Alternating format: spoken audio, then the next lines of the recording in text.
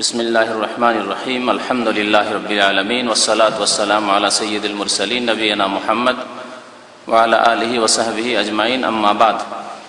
सम्मानित भातृमंडলী, আজকে আমরা ভাগ্যবান যে আমাদের মাঝে রয়েছেন আমাদের সম্মানিত শ্রদ্ধেয় মেহমান ফজিলতুল শেখ মোহাম্মদ হাশেম হাফিজাহুল্লাহ তাআলা। তার সংক্ষিপ্ত পরিচিতি, তিনি 1417 হিজরিতে মদিনা ইসলামিক বিশ্ববিদ্যালয় থেকে পাশ করেছেন, শরিয়া কলেজ থেকে, কুলিয়াতুশ শরিয়া অর্থাৎ শরিয়া ফ্যাকাল্টি থেকে, যেখানে ফিকহের ওপর স্পেশাল তাখাসুস স্পেশাল পড়াশোনা হয়। যেমন হাদিসে যারা পড়েন তারা হাদিসের উপর স্পেশাল পড়াশোনা করেন। তো রিসার্চমূলক পড়াশোনা মদিনা বিশ্ববিদ্যালয়ে উনি করেছেন এবং 1417তে ফারিগ হয়েছেন। আমিও তার সাথে বছর দুয়েক থেকেছি। 1414 দিকে যখন ফারিগ হইলাম তো 2 বছর তার সাথে একসাথে খাওয়া দাওয়া করেছি, একসাথে থেকেছি সেই মদিনা ইসলামিক বিশ্ববিদ্যালয়ে। তো আমাদের সম্মানিত শেখ মোহাম্মদ হাশেম মদিনা ইউনিভার্সিটি থেকে পাশ করার পরেই এসেছেন দাওয়া সেন্টার জুলফি দাওয়া সেন্টার, অনেকে চেনেন, রিয়াজ আর কাসিমের মাঝামাঝি, কাসিম থেকে রিয়াজের দিকে আসলে পড়ে রাস্তার উপরই। তো সেখানে দীর্ঘদিন থেকে কাজ করছেন এবং বহু কিতাবের উনি তর্জমা করেছেন। জুলফি দাওয়া সেন্টার থেকে যতগুলি বাংলা কিতাব রয়েছে, যেমন পাঠ্যসূচি আর এইভাবে বহু কিতাব রয়েছে, যেগুলি এখন সামনে আমার বর্ণনার সময়ও নেই আর হয়তো আমার স্মরণেও নেই তাড়াতাড়িতে। তো যতগুলি কিতাব জুলফি দাওয়া সেন্টার থেকে আমাদের এখানে বা বিভিন্ন দাওয়া সেন্টারে পাওয়া যায়, সেগুলি আমাদের ভাই শেখ মোহাম্মদ হাশেম হাফিজাহুল্লাহরই অনুবাদ করা। তো আলহামদুলিল্লাহ ওনার বহু খেদমত রয়েছে। আর গত 2 বছর আগে উনি জুবাইল দাওয়া সেন্টারে এসেছিলেন, আর লোকেরা খুব আগ্রহ প্রকাশ করেছিলেন যে ওনার বক্তব্য আমরা শুনব। তো আমাদের এখানে আল্লাহ একটা সুযোগ নিয়ে এসেছেন যেখানে বাইরে থেকে আমরা মেহমান নিয়ে আসতে পারবো এরকম। তো আমরা এই প্রথম সুযোগে শেখ মোহাম্মদ হাশেমকে এখানে আমরা আমন্ত্রণ জানিয়েছি এবং তিনি আমাদের দাওয়াতে সাড়াও দিয়েছেন, জাযাহুল্লাহ খাইরান। এখন আমাদের মাঝে রয়েছেন। আর বেশি সময় লস না করে তাকে আমি আহ্বান করছি, তিনি আপনাদের সামনে আসবেন এবং তার বিষয়বস্তুর উপর আলোকপাত করবেন। বিষয়বস্তু হচ্ছে মাজার পূজা বনাম ইসলাম। মাজার পূজা বনাম ইসলাম এ সম্পর্কে তিনি আলোচনা করবেন। আলোচনা প্রায় ঘন্টা 1.5 চলবে, অর্থাৎ 1.25 ঘন্টা আলোচনা, তারপরে 15 মিনিট প্রশ্ন উত্তরের সুযোগ সুবিধা থাকবে। আপনারা লিখিত প্রশ্ন দিতে পারেন এখানে। আর তারপরে খাওয়া দাওয়া হবে, আর খাওয়া দাওয়ার পরে আসরের নামাজ হবে। আসরের নামাজের পরে আরো আমাদের বক্তব্য চলবে, কারণ আমাদের সম্মানিত ভাই শেখ মোহাম্মদ হাশেমের সাথে আরেকজন দায়ী এসছেন, শেখ মোহাম্মদ ইসমাইল, যিনি রিয়াজের কাছাকাছি রোমাহ নামক একটি জায়গা, সেখানকার দাওয়া সেন্টারে উনি দাওয়াতি কাজ করেন। তো তিনিও এসছেন। আলহামদুলিল্লাহ আমরা এই সুযোগ পেয়েছি যে তার কাছ থেকে বক্তব্য শুনবো। তো তার বক্তব্য আসর নামাজের পরে হবে। যেসব ভাইদের ডিউটি নেই, জরুরি নেই, তারা অবশ্যই এখানে উপস্থিত হবেন আসর নামাজের পরে, আর সেই বক্তব্য শুনবেন। আর তারপরে ইনশাআল্লাহ প্রশ্ন উত্তর হবে, আর আরো কিছু প্রোগ্রাম হবে ইনশাআল্লাহ তাআলা। আরো জানিয়ে দিই আপনাদেরকে যে এশার নামাজের পরে আমাদের সম্মানিত মেহমানের প্রোগ্রাম রয়েছে আনাক, যে কাতিফ আর দাম্মামের মাঝখানে যে শহর, সেখানে মসজিদ আব্দুল্লাহ বিন মাসউদ রাদিয়াল্লাহু তাআলা আনহু, সেই মসজিদে প্রোগ্রাম রয়েছে এশার নামাজের পরে, এবং সেখানে খাবারের ব্যবস্থা রয়েছে প্রোগ্রামের শেষে। যেসব ভাইদের কাছে সময় আছে অবশ্যই সেখানে হাজির হবেন। আল্লাহ যেন আপনাদেরকে জাযায়ে খায়ের দান করেন, আপনাদেরকে নেক আমলের তৌফিক দান করেন। আল্লাহ রাব্বুল আলামিন যেন আপনাদের আমলকে কবুল করেন, আর আমাদের সবাইকে যেন সঠিক দিন শিখে তার বাস্তবায়নের আল্লাহ তৌফিক দান করেন। এখন আপনাদের সামনে আহ্বান করছি আমাদের সম্মানিত মেহমান শেখ মোহাম্মদ হাশেম হাফিজাহুল্লাহকে। তিনি আপনাদের সামনে তার মূল্যবান বক্তব্য পেশ করবেন। আসসালামু আলাইকুম ওয়া রাহমাতুল্লাহি ওয়া বারাকাতুহু।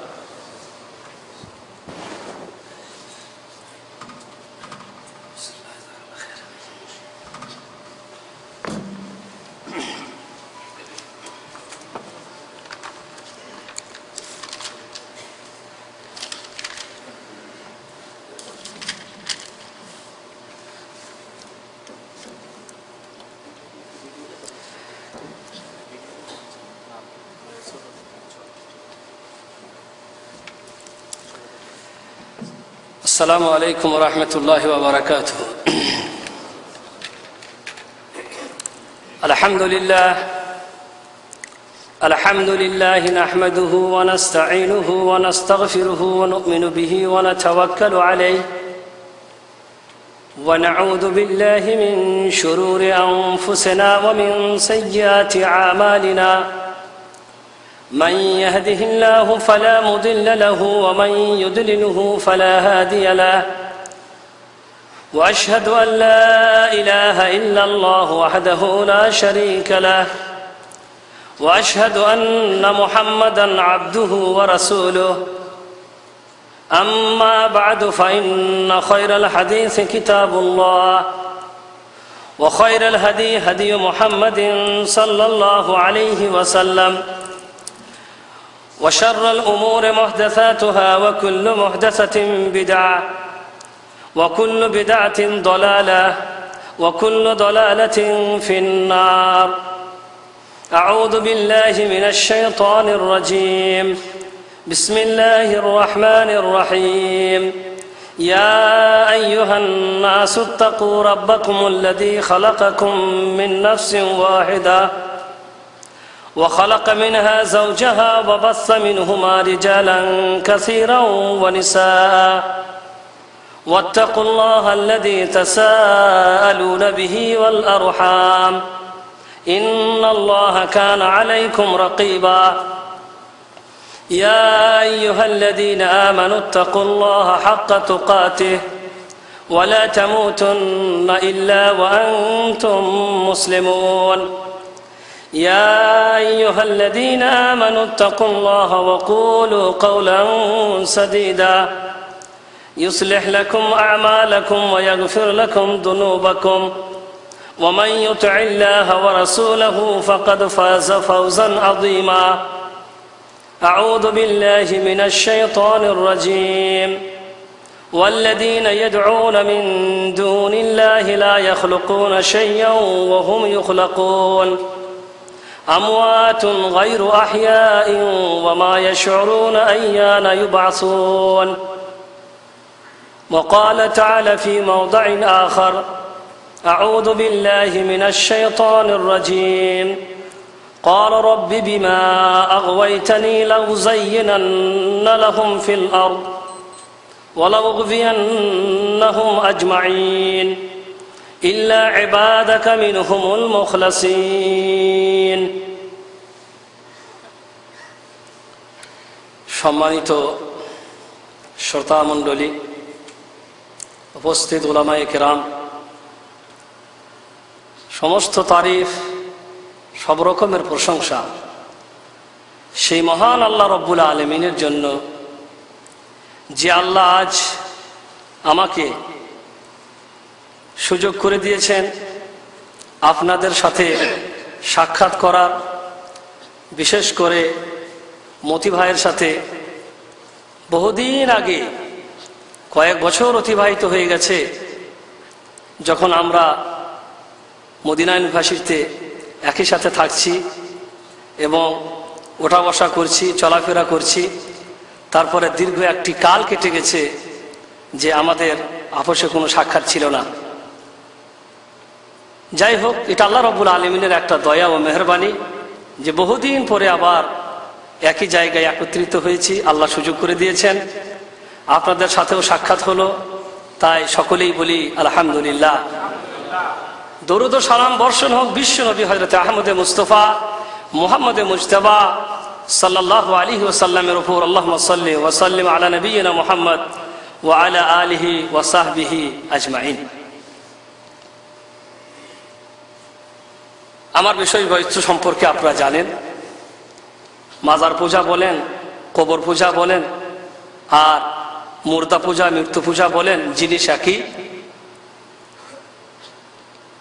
আল্লাহ তাআলা হযরতে আদম আলাইহিস সালামকে যখন সৃষ্টি করেছিলেন, আপনারা সবাই জানেন, যখন থেকে আল্লাহ তাআলা হযরত আদমের সৃষ্টি করলেন, ফেরেশতাদের হুকুম দিলেন হযরত আদমকে সাজদা করার। সকলে সাজদা করলো, ইবলিস সাজদা করেনি, যার কারণে তাকে ভ্রষ্ট, গুমরাহ এবং মহান আল্লাহ রাব্বুল আলামিনের দরবার থেকে বিতাড়িত ঘোষণা করা হলো। সেই দিনই এই ইবলিস আল্লাহ রাব্বুল আলামিনকে বলেছিল, আল্লাহ গো, রব্বে বিমা আগওয়াইতানি, হে আল্লাহ, যেহেতু তুমি আমাকে ভ্রষ্ট গোমরা করেছো, লাউযায়্যিনান্না লাহুম ফিল আরদ, তোমার বান্দাদের সামনে অপরাধ, মাসিয়াত, পাপের কাজগুলিকে এত সুন্দর করে পরিবেশন করব যে তারা সেগুলিকে পাপই মনে করবে না। উযায়্যিনান্না লাহুম ফিল আরদ, এই সমস্ত অন্যায় কাজগুলিকে, পাপের কাজগুলিকে তাদের সামনে এমন করে আমি তুলে ধরব যে তারা এগুলিকে অন্যায় মনে করবে না, পাপ মনে করবে না।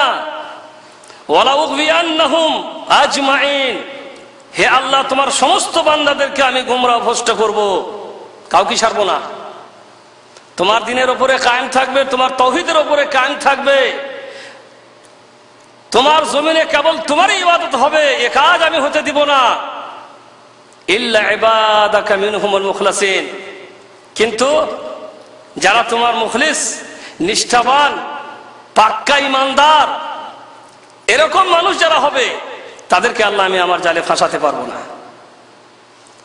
তো মোট কথা হচ্ছে, আমাদেরকে গোমরাহ করে বিভিন্ন শিরকীয় কাজে যে শয়তান লাগাবে, আল্লাহর তাওহীদের পথ থেকে আমাদেরকে সরিয়ে বিভিন্ন অন্যায়ের শিরকে যে শয়তান লিপ্ত করবে, সেই প্রচেষ্টা তখন থেকে চলতে আছে, আজও জারি আছে। হযরতে আদম আলাইহিস সালাম এবং হযরতে নূহ আলাইহিস সালাম, এদের উভয়ের মধ্যে ব্যবধান সম্পর্কে বলা হয়েছে প্রায় 20 শতাব্দী বা 20 পিঢ়ি এমন চলে গেছে যেখানে শিরকের কোনো নাম গন্ধ ছিল না। 20 শতাব্দী পর্যন্ত সমস্ত মানুষগুলি ছিল তাওহীদের উপরে প্রতিষ্ঠিত। আল্লাহর জমিনে শিরিক বলে কি তা কেউ চিনত না, কেউ জানতো না। একটাই ধর্ম ছিল তাওহীদ, প্রতিটি মানুষ তাওহীদের উপরে কায়েম ছিল। তারপরে সবাই আমরা জানি, কোরআনের মধ্যে আল্লাহ রাব্বুল আলামিন কিছু এমন লোকের কথা উল্লেখ করেছেন যাদেরকে মাবুদ মনে করা হয়েছিল, ইলাহ মনে করা হয়েছিল, উপাস্য মনে করা হয়েছিল। কোরআনে আসছে ওয়াদ, সুআদ, ইয়াগুস, ইয়াউক, নাসর। হাদিসের মধ্যে বলা হয়েছে এগুলি হযরত নূহ আলাইহিস সালামের জাতির নেককার, দিনদার সব বান্দা ছিলেন। এরা হযরত নূহ আলাইহিস সালামের সম্প্রদায়ের নেককার বান্দা ছিলেন, সৎ লোক ছিলেন। এরা যখন মারা গেল, শয়তান তখন তাদের মাঝে এসে, তাদের সন্তানদের কাছে এসে পরামর্শ দিল। এরা সৎ মানুষ ছিলেন, নেককার, দিনদার মানুষ ছিলেন। তোমরা এক কাজ করো, এরা যেখানে সেখানে বসতো সেই জায়গাগুলিতে এদের একটা ছবি বা একটা মুজাসসামা, একটা মূর্তি নির্মাণ করো তাদের স্মরণার্থে। তবে তাদের পূজা করে একথা কিন্তু শয়তান বলেনি, কারণ সে খুব চালাক। সে জানে এরা তাওহীদ বুঝে, আল্লাহর জমিনে আল্লাহ ছাড়া কারো ইবাদত করা যায় না, একথা এরা বুঝে। এখনই যদি বলা হয় যে এদের ইবাদতও করতে হবে, তাহলে আমার চালাকি ধরা পড়ে যাবে, এরা ধরে নিবে আমাকে। তা শুধু একথা বললো যে এদের একটা করে মূর্তি কায়েম করো যেখানে যেখানে এরা বসতো শরণার্থে। অসুবিধা নেই, শুধু শরণার্থে একটি করে ছবি নির্মাণ করে নেওয়া, মূর্তি নির্মাণ করে নেওয়া, অসুবিধা কি আছে? হয়ে গেল। তারপরে আবারও যুগ অতিবাহিত হলো, এই লোকগুলি দুনিয়া থেকে চলে গেল। নসিয়াল ইলম, জ্ঞান ভুলিয়ে দেওয়া হলো। সবাই দুনিয়া থেকে যাবে, শয়তান তো যাবে না, তাই নাকি? সে তো কিয়ামত পর্যন্ত থাকবে।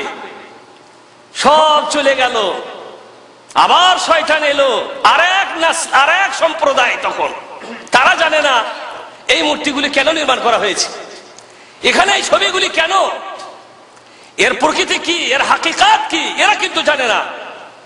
শয়তান তখন এদের কাছে এসে বলল, এই যে মূর্তিগুলা দেখছো, এগুলিকে কিন্তু তোমাদের বাপ দাদারা পূজা করেছে, এদের ইবাদত হয়েছে, এদের কাছে নজরানা পেশ করা হয়েছে, এদের কাছে মানত করা হয়েছে, এদের কাছে দোয়া করা হয়েছে, এদের কাছে প্রার্থনা করা হয়েছে, এদের কাছে মানুষ নিজের আশা পূরণ করার জন্য এসেছে।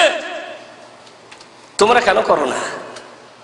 মানুষের কাছে বাপদাদাদের চালচলন, বাপদাদাদের রীতিনীতি, পূর্বপুরুষদের চালচলন অতি প্রিয় হয়। তাই আমরা সবাই জানি যে মক্কার কাফের যারা ইসলাম গ্রহণ করতে পারেনি, তারা কিন্তু জানতো মুহাম্মদ সত্য, দিন সত্য, সব ঠিক। কিন্তু যেহেতু আমাদের বাপদাদারা যে করেনি, এই জিনিসটাই ছিল তাদের কাছে সব থেকে বড় বাধা। আমরাও জানি, আমরা বর্তমানে ভুক্তি আছি, শুধু জানি না ভুক্তি আছি।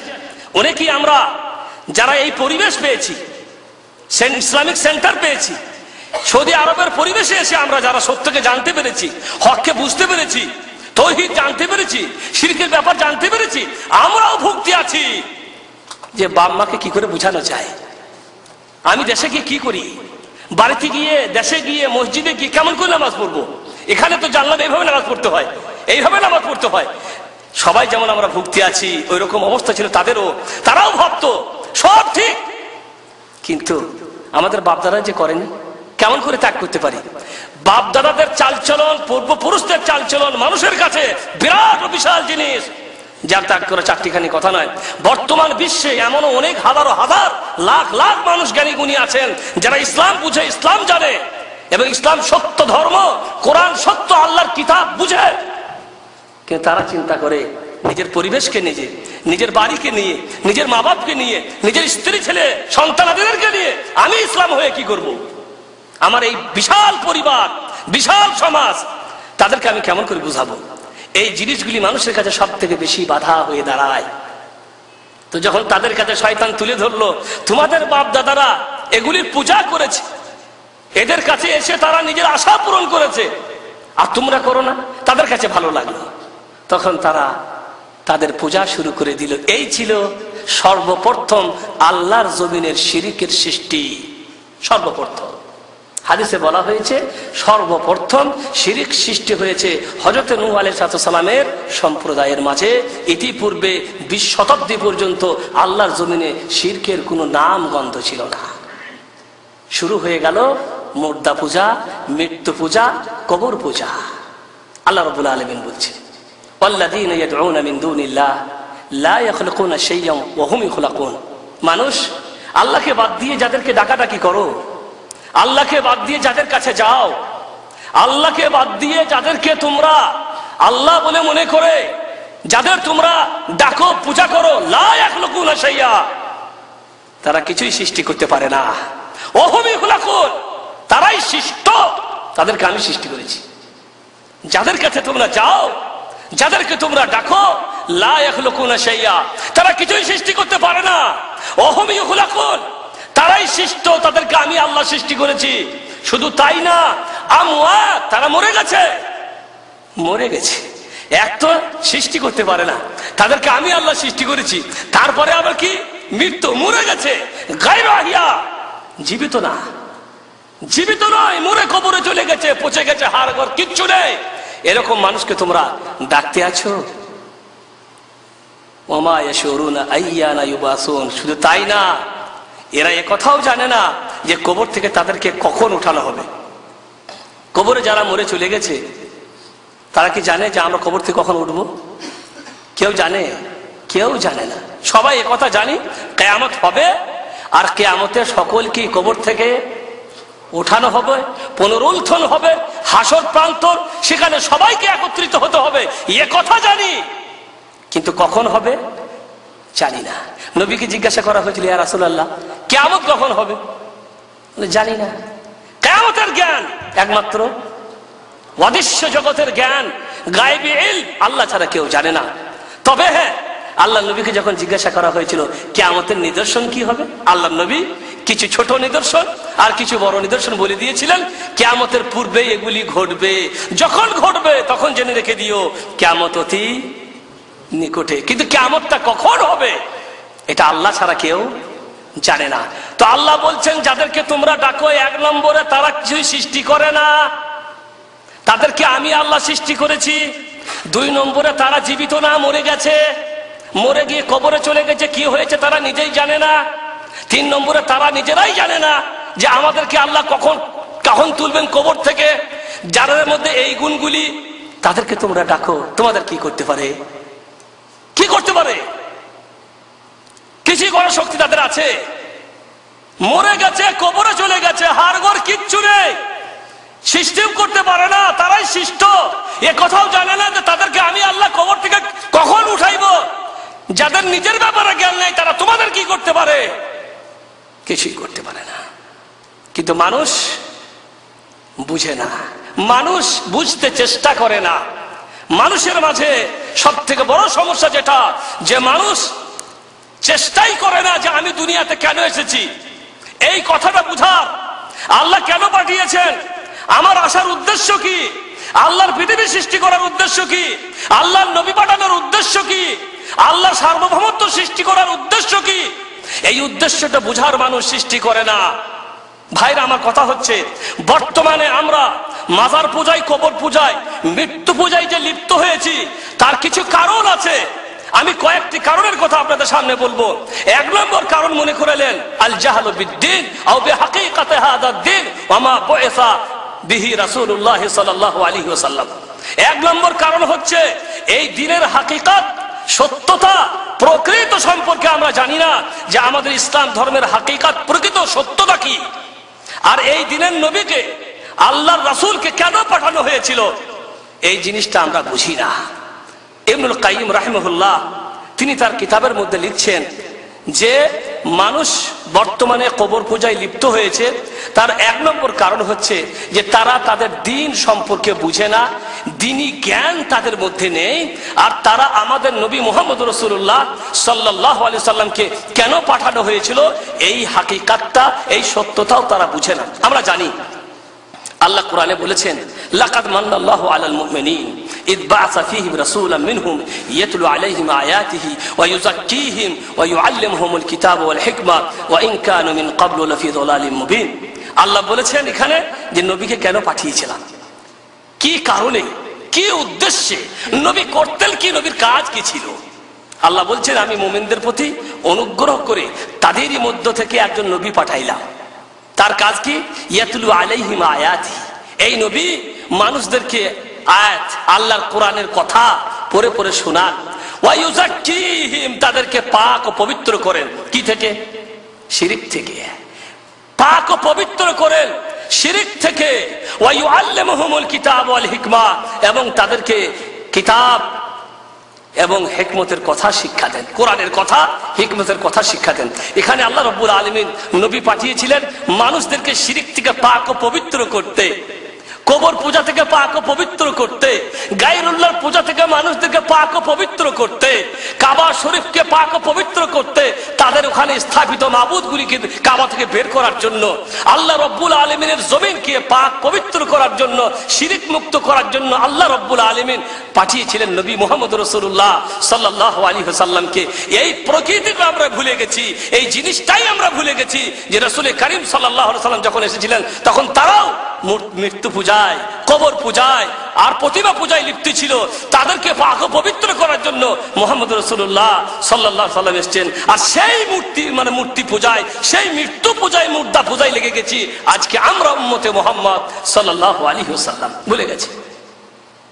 শাইখুল ইসলাম ইবনে তাইমিয়া বলছেন যে বর্তমানে মাজারের পূজা বা কবরের পূজা এবং কবরের ওপরে বা কবরকে প্রদর্শনী করা, মাজারকে যে প্রদর্শনী করা হয়েছে, আজকে মাজার প্রদর্শনী হয়েছে, মানে দেখার জায়গা, দর্শনের জায়গা, মানুষ সেখানে যায় দর্শন করার জন্য।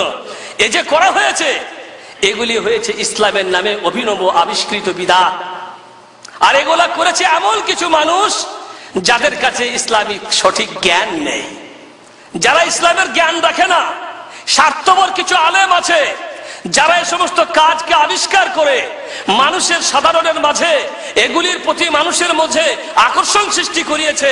কিছু আমাদের মতন আলেম ও হুজুররা আছে যাদের কাছে শরীয়তের কোনো জ্ঞান এবং কোরআন ও হাদিসের সঠিক কোনো ইলম নেই, এবং উলামায়ে কেরাম যারা হাক্কানি সত্যবাদী, এরকম আলেমদের সংখ্যা কমে গেছে। যারা আমাদের কাছে দাঁড়িয়ে সঠিক সুন্নতের পরিবেশন করবেন, সঠিক হাদিসকে তুলে ধরবেন, সঠিক তরিকাকে পেশ করবেন, এরকম আলেমদের সংখ্যা কমে গেছে। যার কারণে স্বার্থপর পুঁজিবাদ এবং যারা দ্বীনের নামে আলেম সেজে বসে আছে সমাজের মাঝে এই সমস্ত জিনিসের প্রচলন সৃষ্টি করে দিয়েছেন। মুহাম্মদ রাসূলুল্লাহ সাল্লাল্লাহু আলাইহি ওয়াসাল্লাম বলছেন, ইন্নাল্লাহা লা ইয়াকবাদুল ইলম, ইন্নাল্লাহা লা ইয়াকবাদুল ইলমা ইনতিজাআন ইয়ানতাজিউহু মিনাল ইবাদ ওয়ালাকিন ইয়াকবাদুল ইলমা বিকবদিল উলামা হাত্তা ইযা লাম ইবকি আলিমা ইত্তাখাযান নাস রুউসান জুহালা ফাসুইলু ফাআফতাউ বিগাইরি ইলম ফাযাল্লু ওয়া আযাল্লু। আল্লাহ নবী বলছেন, এমন একটা যুগ আসবে আল্লাহ রব্বুল আলামিন মানুষের মাঝে থেকে জ্ঞানকে হঠাৎ করে তুলে নেবেন না। জ্ঞান কোনো এমন জিনিস না। পীরদের যখন বয়ান হয়, ভক্তরা যখন বসে থাকে, পীর সাহেব যখন বয়ান করে, পীরদের কেরামতের যখন আলোচনা হয়, তখন মজলিসে খই ফুটে আর কবরবাসী সম্পর্কে এমন কিসসা কাহিনী বলা হয়, আর মজলিস তখন মনে হয় সুবহানাল্লাহ, মানে পীরের মুখ থেকে কথা বের হওয়ার আগে আল্লাহু আকবার আর সুবহানাল্লাহ পরে গোটা মজলিস ফাটিয়ে দেয়। একটুকু চিন্তা করে না যে হুজুর বলছে কি আর আমরা শুনছি কি, সত্যতা কি যাচাই করে না, ঠিক ব্যাঠিক বিবেচনাও করে না। আপনাকে চিন্তা করতে হবে, যখন কোনো কথা কেউ বলছে তখন সেই কথাটা কোরআন হাদিসের আলোকে কতটা সত্য কতটা মিথ্যা এটা যাচাই করতে হবে। কিন্তু এরকম মানসিক চিন্তা আমাদের নেই। এখন মনে করলেন কিসসা কাহিনী রটানো হচ্ছে, কবরে মারা গেছে বাগদাদের একজন মানুষ, কবরে দাফন হয়েছে। দাফন হওয়ার পরে মুনকির নাকির ফেরেশতা আসছে, তিনটে প্রশ্ন তো করবে, তোমার আল্লাহ কে, তোমার রব কে, তোমার দিন কি, আর নবী কে ছিল। এই তিনটি প্রশ্ন করার জন্য মুনকির নাকির ফেরেশতা আছে। বাগদাদ শরীফে মারা গেছে একজন ভক্তকার আব্দুল কাদের জিলানী, তার কবরে আসছে। কবরে যখন প্রশ্ন করেছে তখন সেই ভক্ত আব্দুল কাদের জিলানী বলছে, আমি আব্দুল কাদের জিলানীর ঘোড়ার ঘাস কাটি। বাবা, তুমি আব্দুল কাদের জিলানীর ঘোড়ার ঘাস কাটতে, মানে তার কামলা, সাক্ষণ মাপ, তোমার তো কবরে আযাব হবে না। মানে এটা আল্লাহ ওয়াদা দিয়ে দিয়েছে কি, যে সারা পৃথিবীতে আব্দুল কাদের জিলানীর যত ভক্ত থাকবে তাদের কারো কবরে আযাব হবে না। কেন? আব্দুল কাদের জিলানী যখন মারা যান, কবরে গেছে, মুনকির নাকির ফেরেশতা তার কাছেও আসছে। আসার পরে জিজ্ঞেস করছেন যে ওই প্রশ্ন, বাধা করা প্রশ্ন, সবাই তো আমরা জানি প্রশ্ন কি হবে। প্রশ্ন যখন হয়েছে তখন আব্দুল কাদের জিলানী বলছেন, আমার প্রশ্নের উত্তরের আগে আমি প্রশ্ন করবো, সেই উত্তর দাও। বলে কি? বলে আল্লাহ যখন আদমকে সৃষ্টি করতে চাইলেন তখন তোমরা বাধা কেন দিয়েছিলে? সুবহানাল্লাহ, তো ফেরেশতা ফেরা পড়ে গেল। তাহলে এমন জব্বর বান্দা উল্টো প্রশ্ন করে বসলো। তো এই প্রশ্নের উত্তর তার ফেরেশতাদের কাছে নাই, কারণ ফেরেশতারা ততটুকুই জানে যতটুকু আল্লাহ তাদেরকে শিখাই দেন। এখন উল্টো প্রশ্ন করেছে, তোমরা আদম সৃষ্টি করার সময় তোমরা বাধা কেন দিয়েছিলে? এখন ফেরেশতা তো ফিরে গেল আল্লাহর কাছে, হে আল্লাহ, তোমার এক জব্বর বান্দা কবরে আসছে, আমার প্রশ্ন, আমাদের প্রশ্নের উত্তর দেওয়ার পূর্বেই এক প্রশ্ন করে বসছে। এখন এই প্রশ্নের উত্তর তো আমরা আল্লাহ জানি না। বলে কি প্রশ্ন? বলে এই প্রশ্ন। ওই প্রশ্নের উত্তর দিতে পারবে না, যাও। ও জব্বর বান্দা আব্দুল কাদের জিলানী, যাতে চারটিখানি কথা না, বলে আব্দুল কাদের জিলানী, পীর আনে পীর দাস্তেগীর আব্দুল কাদের জিলানী। এই কথার অর্থ বুঝেন? পীর আনে পীর দাস্তেগীর, পীর আনে পীর দাস্তেগীর। দাস্তে মানে কি? দাস্তে মানে হাত, দাস্তে মানে পীর আনে পীর মানে পীরের পীর, সব থেকে বড় পীর তো পীর আনে পীর, সব থেকে বড় পীর। দাস্তেগীর, দাস্তে মানে হাত, গীর মানে ধরা, হাত ধরা। কেসা কেমন জানেন? শর্টকাট, কেসা বড় বিরাট। আল্লাহ আর আব্দুল কাদের জিলানী যাইতেছিলেন, আল্লাহ আর আব্দুল কাদের জিলানী যাইতেছিলেন, হঠাৎ করে আল্লাহর পায়ের পদস্খলন ঘটে, আল্লাহ পড়ে যাবে এরকম উপক্রম, চট করে আব্দুল কাদের জিলানী আল্লাহর হাত ধরেছে, আল্লাহ পড়া থেকে বেঁচে গেলেন। সুবহানাল্লাহ, ইন্না লিল্লাহি ওয়া ইন্না ইলাইহি রাজিউন। বুঝতে পারলেন? আল্লাহকে পড়া থেকে বাঁচাই দিলেন কে? আব্দুল কাদের জিলানী, পীরানে পীর। এই হয়েছে দাস্তেগীর, দাস্তে মানে হাত আর গীর মানে ধরা। আল্লাহর হাত ধরে বাঁচাই দিল। বাপ রে বাপ। আর পীর সাহেবের মজলিসে যখন আলোচনা হয়, মজলিসে খই ফুটে, বাপ রে বাপ, কি চারটিখানি পীর আল্লাহকে বাঁচায় পড়া থেকে। চিন্তাও করে না আব্দুল কাদের জিলানী কে আর আল্লাহ। সুবহানাল্লাহ, স্রষ্টা আর সৃষ্টি। অসহায় বান্দা যারা মানুষের কিছুই করতে পারে না, আল্লাহর কাছে পোকা কিছুই না, সে আল্লাহর হাত ধরে বাঁচায়। সব থেকে বড় কথা হচ্ছে যারা বলে তাদের বেকুব, যারা শুনে, শোনার পরে কি করে? বিশ্বাস করে। এখন ফেরেশতাদেরকে আল্লাহ বললো, আমার জব্বর বান্দা বাবা, তোমরা ওর উত্তর দিতে পারবে না, এখন যাও তার কবরে, ও যা বলবে তাই মেনে নিবে, যাও। ফেরেশতারা আসলেন আব্দুল কাদের জিলানীর কবরে, এসে বললেন, ভাই এই কি বলে আপনার? আল্লাহ তাআলার কাছ থেকে আমরা কোনো উত্তর পাইনি, তবে এতটুকু পাইছে, আপনি যা বলবেন তাই মেনে নেব। তখন আব্দুল কাদের জিলানী বললেন যে সারা পৃথিবীতে যত আমার ভক্ত হবে তাদের কারো কবরে আযাব যেন না হয়।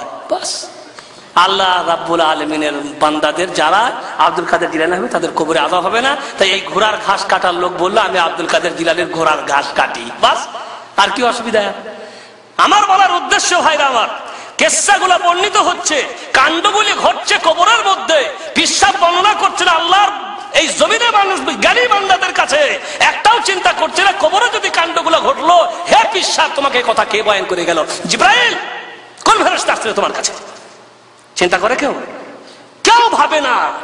বাস বর্ণনা করে দিল আর শুনে নিল আর হাততালি দিল, বাপ রে বাপ, জব্বর পীর, তার মুরিদ হলেই আমাদের কবরে আর আযাব হয় না। সবচেয়ে বোকা হচ্ছে আমরা, কবরে কাণ্ড ঘটে আর আমরা সেগুলি আল্লাহর জমিনে বান্দারা লেখে আমাদের কাছে পরিবেশন করে আর আমরা বিশ্বাস করি যে হতেও পারে।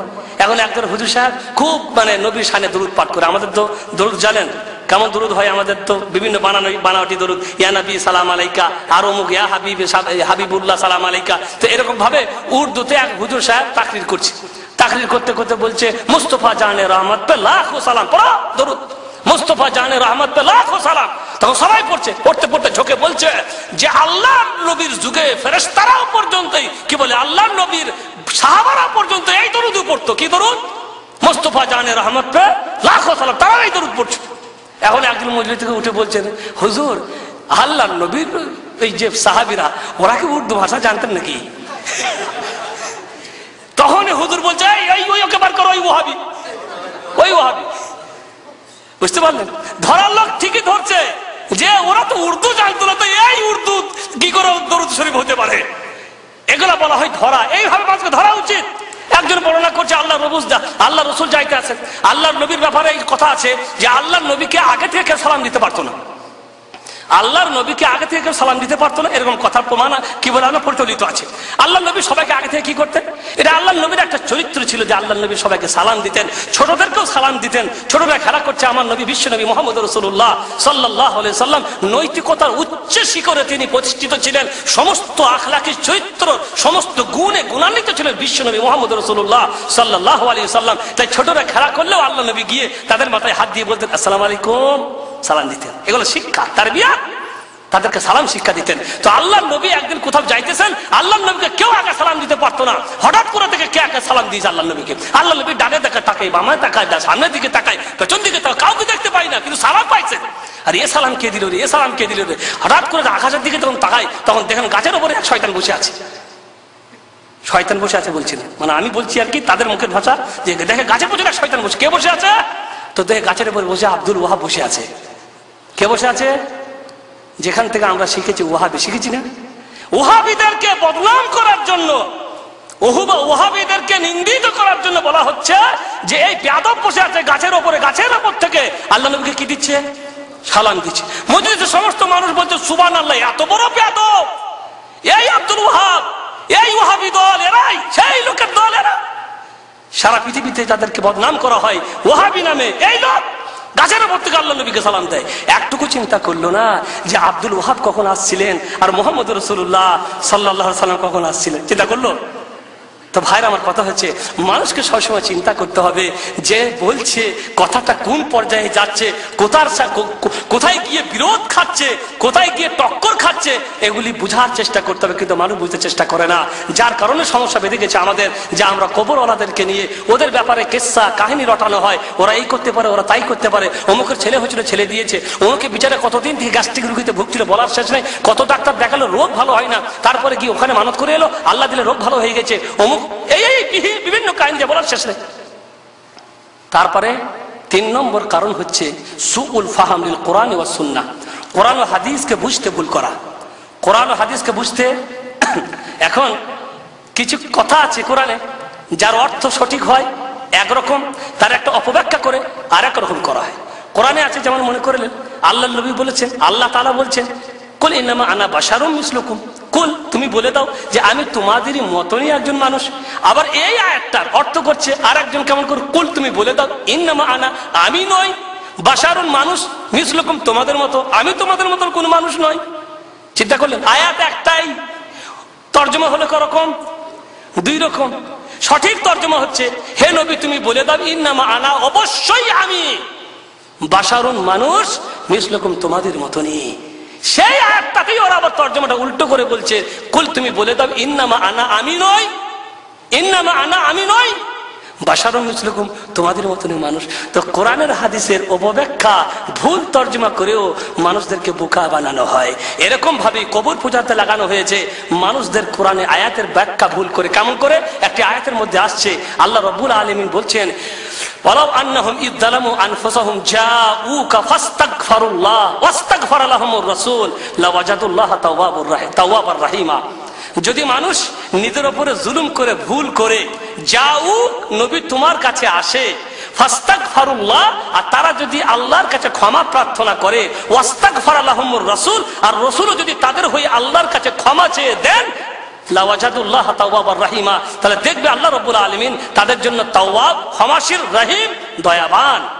এখানে বলা হলো কি যে যদি তারা পাপ করে ভুল করে অন্যায় কাছে নবী তোমার কাছে আসে এবং তারা যদি আল্লাহর কাছে ক্ষমা চায়, তুমিও যদি তাদের জন্য ক্ষমা চেয়ে দাও, আল্লাহ তাআলা কি করবেন?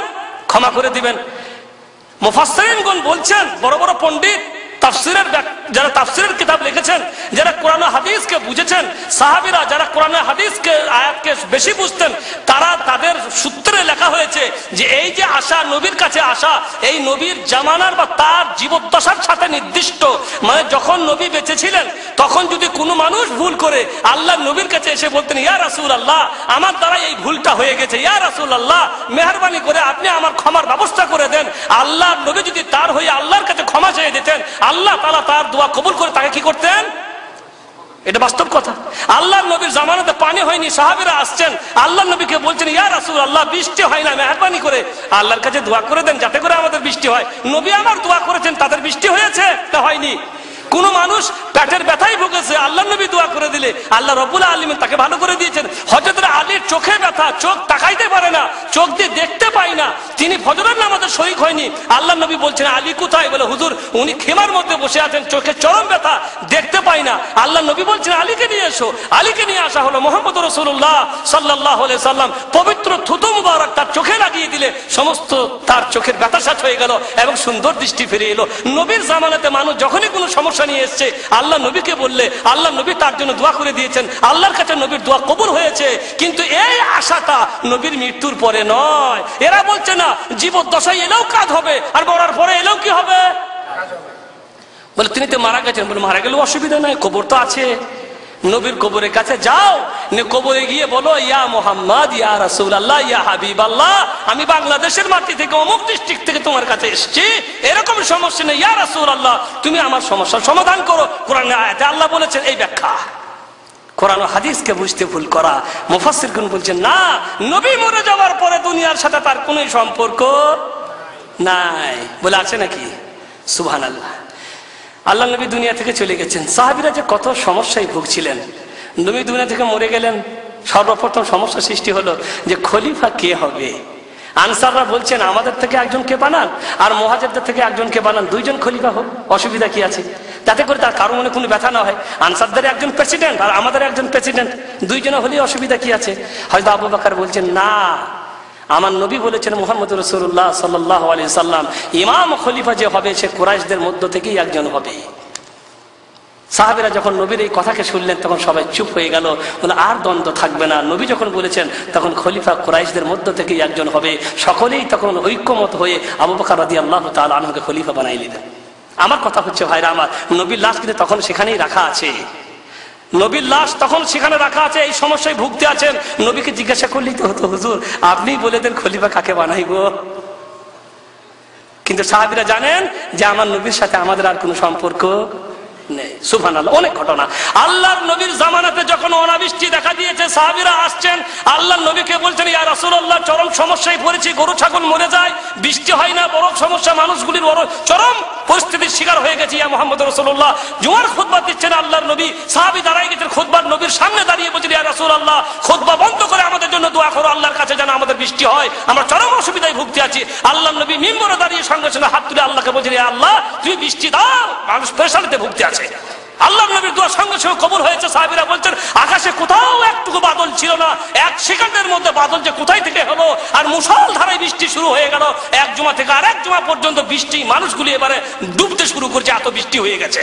আবার দ্বিতীয় জুমায় সেই সাহাবী এসে বলছে ইয়া রাসূলুল্লাহ এত বৃষ্টি শুরু হয়েছে, আগে ছিল অনাবৃষ্টি, এখন তো আবার অতিবৃষ্টিতে ভুগতে আছি, গরু ছাগল ভেসে চলে যায়, ফসলগুলো সব নষ্ট হয়ে গেল, মেহেরবানি করে আল্লাহকে বলো যে আল্লাহ আর বৃষ্টির দরকার নাই। সঙ্গে সঙ্গে আল্লাহ নবী আবার হাত তুলে বলছে আল্লাহুম্মা হাওয়ালাইনা ওয়া ফালা ইলাইনা আল্লাহ গো, আর আমাদের বৃষ্টি দরকার নাই, আশেপাশে এবারে পাহাড়ে পর্বতে বৃষ্টি দাও, মদিনার আর বৃষ্টি তুমি দিও না। সঙ্গে সঙ্গে বৃষ্টি বন্ধ হয়ে গেল। সাহাবীরা বলছেন এত বাদল ছিল, আকাশে মেঘে আচ্ছন্ন ছিল, সঙ্গে সঙ্গে কোথায় থেকে মেঘ চলে গেল, আল্লাহর সূর্য বেরিয়ে এলো, সারা পৃথিবী আলোকিত হয়ে গেল, আল্লাহর নবীর জামানাতে হয়েছে। কিন্তু যখন নবী দুনিয়া থেকে চলে গেল, হযরত উমরের জামানা, অনাবৃষ্টি দেখা দিয়েছে, বৃষ্টি নেই, অনাবৃষ্টি দেখা দিয়েছে হযরত উমরের জামানা।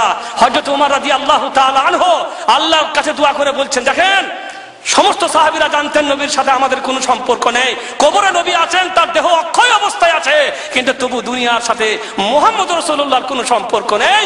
অনাবৃষ্টি দেখা দিয়েছে উমরের জামানায়। তিনি যখন আল্লাহর কাছে দোয়া করে বলছেন, আল্লাহুম্মা ইন্না কুন্না নাতাওয়াসসালু ইলাইকা বিনবিয়িনা ফাতাসকিনা ওয়া ইন্না নাতাওয়াসসালু ইলাইকা বিআমমি নবিয়িনা ফাসকিনা ফায়ুসকাউনা। সুবহানাল্লাহ। ওমর খলিফা, ওমর কে খলিফা, দ্বিতীয় খলিফা। আর কে? আল্লাহ নবী বলছেন যে যদি আমার পরে কোনো নবী হতো উমর হতো। আর কে? উমর জান্নাতি। আল্লাহ নবী বলে গেছেন আশরায়ে মুবাশশিরাতের একজন জান্নাতি ওলি। এর থেকে বড় ওলি দুনিয়াতে কেউ আছে? আল্লাহু আকবার। যাদের সম্পর্কে আমার নবী তার পবিত্র ভাষায় বলে গেছে এরা এরা এরা জান্নাতি, তাদের থেকে বড় ওলি আল্লাহর জমিনে কেউ আসেনি, কিয়ামত পর্যন্ত কেউ আসবে না। আমার নবী মুহাম্মদ রাসূলুল্লাহ সাল্লাল্লাহু আলাইহি সাল্লামের কথা বাদ দিলাম, তিনি শ্রেষ্ঠ সবাই জানি, তিনি আফদল সবাই জানি, কিন্তু আমি বলছি মুহাম্মদের পরে যে মানুষগুলি ছিলেন আবু বকর, ওমর, উসমান, এরা জান্নাতি সাহাবা, এদের থেকে বড় ওলি কেউ আসবে না। তাদের কবরগুলি মাজার তৈরি হয়নি, তাদেরকে ওলি মনে করা হয়নি, তাদের কবরে মাজার মানত করার জন্য যাওয়া হয় না, তাদেরকে কিছুই মনে করা হয় না। হযরত উমরের জামানায় অনাবৃষ্টি দেখা দিয়েছে, তিনি আল্লাহর ওলি, জান্নাতি সাহাবী। আল্লাহকে দাবি করে বলতে পারতেন, ইয়া আল্লাহ আমি আল্লাহর ওলি, তোমার ওলি, আমি জান্নাতি, আমার নবী বলে গেছেন, আমি বলি আল্লাহ তুমি বৃষ্টি দাও। কিন্তু না, তিনি ওলি হতে যাননি। তিনি কি বলছেন? আল্লাহুম্মা ইন্না, হে আল্লাহ আমরা নাতাওয়াসসালু ইলাইক, তোমার কাছে দোয়া করতাম, বে নবিয়িনা, আমাদের নবীকে দিয়ে, আমরা নবীকে দিয়ে তোমার কাছে দোয়া করতাম, দোয়া করাইতাম। যখন অনাবৃষ্টি দেখা দিত, ফাতাসকিনা, আল্লাহ তুমি আমাদের নবীর দোয়া কবুল করে বৃষ্টি দিয়েছিলে। এখন নবী নেই, নবী মারা গেছেন, দুনিয়া থেকে চলে গেছেন। ফানাতাওয়াসসালু ইলাইকা বিআম্মি নবিয়িনা, এখন কিন্তু আমরা গো আল্লাহর নবীর চাচাকে নিয়ে তোমার কাছে দোয়া করতে আছি। সুবহানাল্লাহ। উমরও জান্নাতি সাহাবী, উমরও জান্নাতি সাহাবী। তিনি দোয়া করছেন না, তিনি নিজেকে ছোট মনে করছেন না, আব্বাস আমার থেকে বেশি বড়, আব্বাস আমার থেকে বেশি সম্মানী, আব্বাস নবীর চাচা। বলছেন আল্লাহ গো নবীর চাচাকে তোমার দরবারে পেশ করেছি, নবী দোয়া করেছে বৃষ্টি দিয়েছো, এখন নবীর চাচা আমাদের জন্য দোয়া করতে আসে, ইয়া রাসূল, ইয়া আল্লাহ ফাসকিনা, তুমি আমার নবীর চাচার দোয়াকে কবুল করে বৃষ্টি দাও। হাদিসে বুঝে ফায়ুসকাউনা, আল্লাহ তখন কি করেছেন? আল্লাহ বৃষ্টি দিয়েছেন।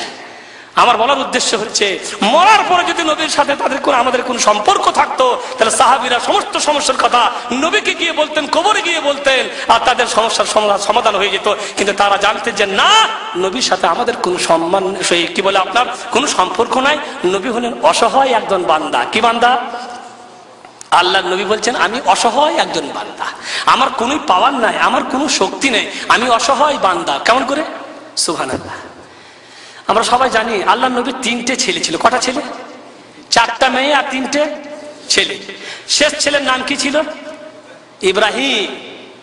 2টি ছেলে আগেই মারা গেছে। আমরা সবাই তো অনেকে পাপ হয়ে গেছে আলহামদুলিল্লাহ, আমাদেরও সবারই অনেকেরই ছেলেপিলে আছে।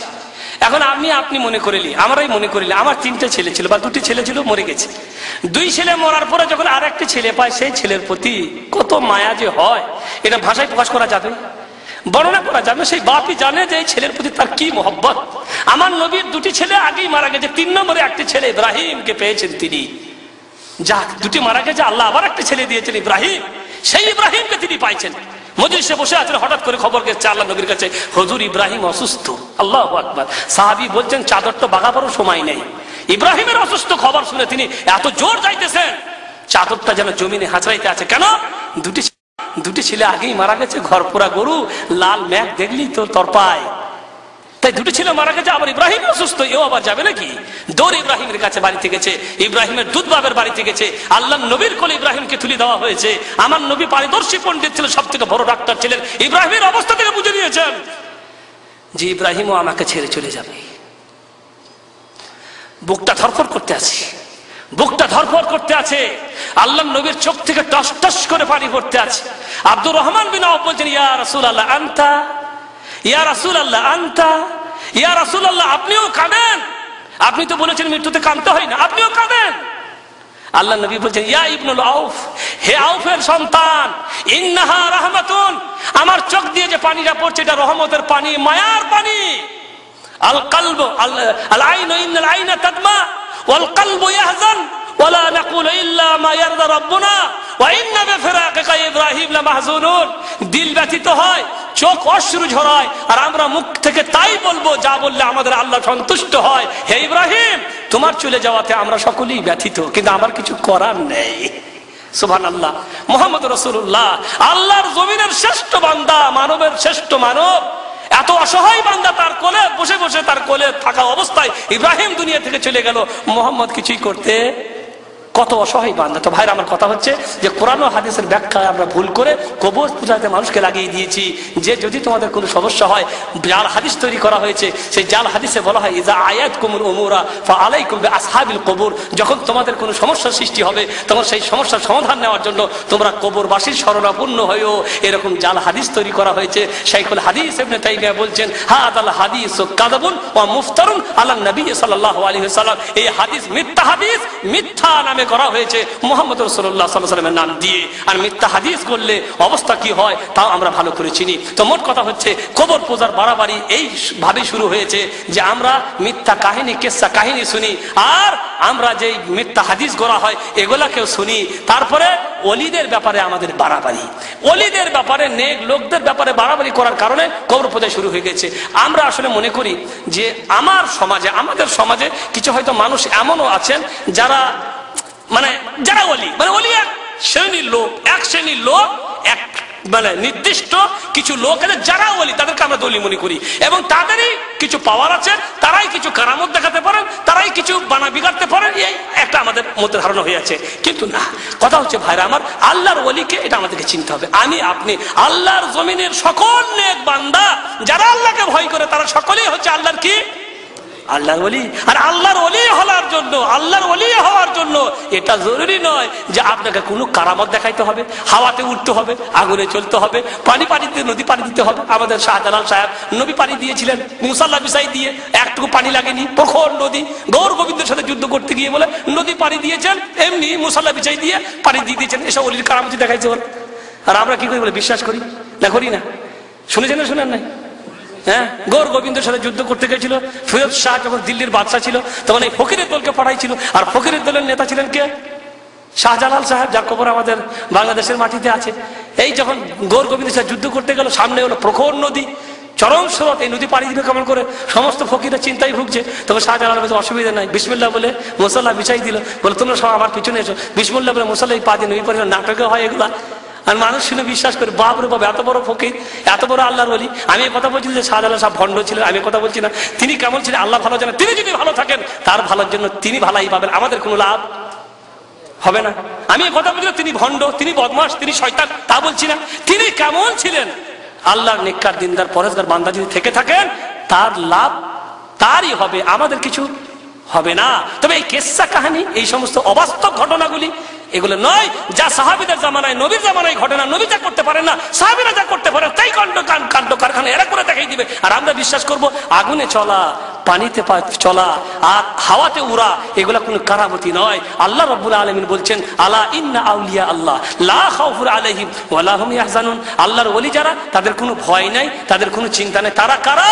আল্লাযীনা আমানু ওয়া কানু ইয়াত্তাকুন, যারা আল্লাহর প্রতি ঈমান আনবে এবং আল্লাহকে ভয় করবে, তারা কি? তারা আল্লাহর ওলি।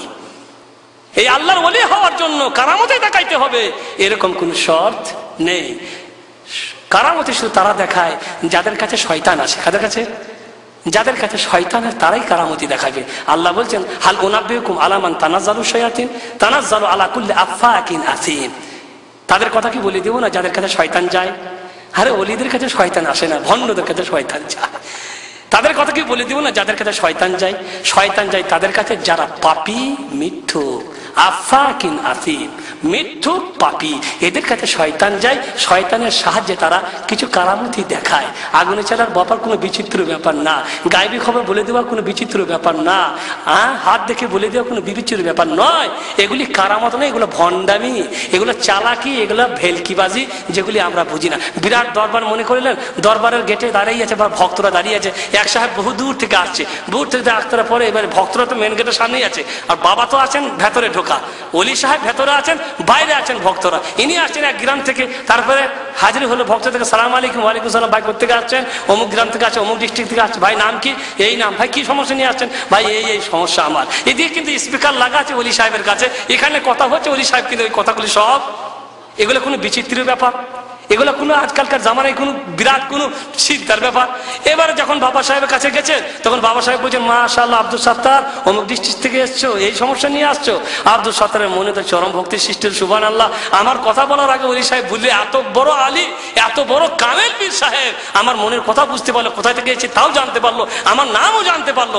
এইভাবে মানুষের মনে একটা ধারণা সৃষ্টি হলো যে অলিদের হাতে কিছু আছে, তাদের পাওয়ার আছে, এই মনে করে তাদের কবরে যাওয়া, মৃত্যুর পরে তাদের কাছে মানত করা শুরু করে দিল। মুহাম্মদ রাসূলুল্লাহ সাল্লাল্লাহু আলাইহি ওয়াসাল্লামের কথা শুনে আমার নবী বলছে, লা তুতরুনি কামা আতরাতিন নাসারা ইবনে মারইয়াম ইন্নামা আনা আবদুহু ফাকুলু আব্দুল্লাহি ওয়া রাসূলুহু। খবরদার আমাকে নিয়ে বাড়াবাড়ি করবে না। যেমন মরিয়মের পুত্র ঈসাকে নিয়ে খ্রিস্টানরা বাড়াবাড়ি করেছিল, আমাকে নিয়ে খবরদার ওরকম বাড়াবাড়ি করবে না। ইন্নামা আনা আবদুহু, আমি আল্লাহর একজন অসহায় বান্দা। ফাকুলু আব্দুল্লাহি ওয়া রাসূলুহু, অতএব খবরদার খবরদার শুধু এতটুকুই বলবে, আল্লাহর বান্দা এবং তার রাসূল, বাস, এছাড়া আমি আর কিছুই নয়। আমার নবী বলছেন কিছুই নয়। এরা কারা? যাদের কবর মাজার হয়ে বড় বড় ওলি হয়ে বসে আছে, এরা কারা চিন্তা করুন। প্রতিটি মানুষের উচিত নবীকে একদিকে রাখুন, এই লোকগুলিকে একদিকে রাখুন, নিয়ে গবেষণা করে বলুন নবীকে, এরা কে? নবী বলছেন আমি একজন অসহায় বান্দা। আর এরা কারা? এরা নবীর উম্মত। এরা নবী নয়, কেউ নবী না, এরা সব নবীর উম্মত। এরা সাহাবীও না, এরা সব নবীর উম্মত। এরা ওলি হয়ে গেছে, এরা বলে সবকিছু করতে পারে। আল্লাহ নবী বলছেন আমি একজন আল্লাহর অসহায় বান্দা। ফাকুলু আব্দুল্লাহি ওয়া রাসূলুহু, এছাড়া আমি আর কিছুই না। খবরদার আমাকে নিয়ে বাড়াবাড়ি করবে না। কিন্তু সমস্যা হয়ে গেছে। আজকে বলুন, হযরত আদম থেকে নিয়ে মুহাম্মদ রাসূলুল্লাহ সাল্লাল্লাহু আলাইহি সাল্লাম পর্যন্ত কত নবী দুনিয়াতে আসছিলেন, তাদের কবরগুলি কোথায় আছে বলুন তো? কেউ জানে? কোন নবীর কবরের অস্তিত্ব আছে, চিহ্ন আছে? আল্লাহ ভুলিয়ে দিয়েছেন। কেন বলেন তো? আল্লাহু আকবার। যারা সামান্য একজন আল্লাহ নবীর বান্দাকে নিয়ে, সেই বান্দা ঠিক মতো নামাজ পড়তো কিনা জানি না, মোচে দাড়িতে সমান একবার মুখ দেখা যায় না, মাজারে বসে বসে গাঁজাই টান মারে, মরার পরে ওলি হয়ে যায়। হ্যাঁ, মরার পরে কবরে গিয়ে মাজারে বিরাট ওলি বাবা হয়ে বসে আছে। এদের নামাজেরও ঠিক ছিল না। ইয়ে কে? আর এই নবীরা কারা ছিলেন, সাহাবীরা কারা ছিলেন, কোথায় তাদের কবর?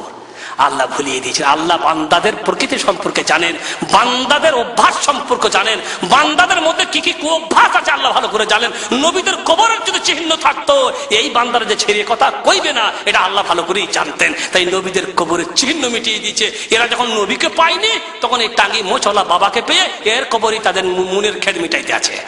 নবী তো পাইনি তো কি করবি, এদেরকে নিয়ে যাই করি, এদেরকে নিয়ে শুরু করে দিয়েছে। সুবহানাল্লাহ। এগুলো আল্লাহর বিরাট হিকমত। যে নবীর কবর আছে, সে নবীর কবরের আল্লাহ হিফাজত করছেন। বুঝতে পারলেন? আল্লাহ নবীর কত সাহাবা ছিলেন, কোথায় তাদের কবর?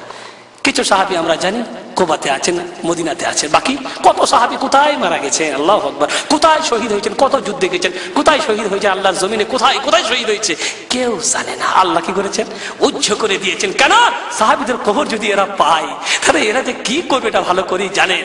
মক্কাতে একটি গাছ ছিল, বুঝতে পারলেন, যে গাছের নিচে বসে মুহাম্মদ রাসূলুল্লাহ সাল্লাল্লাহু আলাইহি সাল্লাম বাইতুর রিজওয়ান সাহাবীদের সাথে বায়াত গ্রহণ করেছিলেন উসমানের খুনের বদলা নেওয়ার জন্য। সেই গাছটা সম্পর্কে বলা হয়েছে, একজন সাহাবী মুসাইয়্যিব তিনি বলছেন যে 2 বছরের পরে এই গাছের আর চিহ্ন দেখা যায়নি, আল্লাহ মিটিয়ে দিয়েছিলেন। কেন? কারণ মানুষ যদি ওই গাছটা এখন পেত, তা বলতো আল্লাহু আকবার, এই সেই গাছ যে গাছের নিচে আমার নবী বসে বসে বায়াত গ্রহণ করেছিল, এই গাছ দেশটা কর না, করতো না? এর থেকে পাওয়ারফুল গাছ আর কোথাও হয়? যে গাছের নিচে আমার নবী বায়াত করেছেন, কিন্তু আল্লাহর নবী ওই গাছের নিচে বায়াত করেছিল এই মনে করে যে গাছটার খুব বরকত আছে। একটা গাছ ছিল, ছায়ায় বসে তিনি বায়াত গ্রহণ করেছিলেন। কিন্তু যেহেতু মুসিবত হতে পারে, যেহেতু মানুষ এটার পুজো শুরু করতে পারে, মহান আল্লাহ রাব্বুল আলামিন তার কৌশলে সেই গাছের চিহ্ন মিটিয়ে দিয়ে দিয়েছে। মানুষের অভ্যাস মহান আল্লাহ রাব্বুল আলামিন খুব ভালো করেই জানেন। আজকে সমাজের দিকে আপনি তাকিয়ে দেখেন, আমাদের সমাজের দিকে তাকিয়ে দেখবেন আমরা আর আমাদের পাশাপাশি হিন্দু আর মুসলিমরা, এদের মধ্যে কোনোই ব্যবধান নাই। তৌহিদের এই চিরসেবক ভুলে গেছি আর সে তকবীর, দুর্গা নামের কাছাকাছি ওই দরগায় গিয়ে লুটাই শির। বুঝতে পারলেন? ওদের দুর্গার আমাদের দরগা, পার্থক্য আছে। দুর্গা দরগা, ওদের যেমন রামনারায়ণ, ওদের তেমন মানিক পীর। কোথায় আমাদের পার্থক্য? ওদের রাম, ওদের নারায়ণ, আমাদের তো মানিক পীর, পীরের তো ছড়াছড়ি। ওদের কলাই ও দইয়ের সাথে মিশে গেছে ওদের ক্ষীর, সবে বরাতের ক্ষীর, এইসব পিঠে।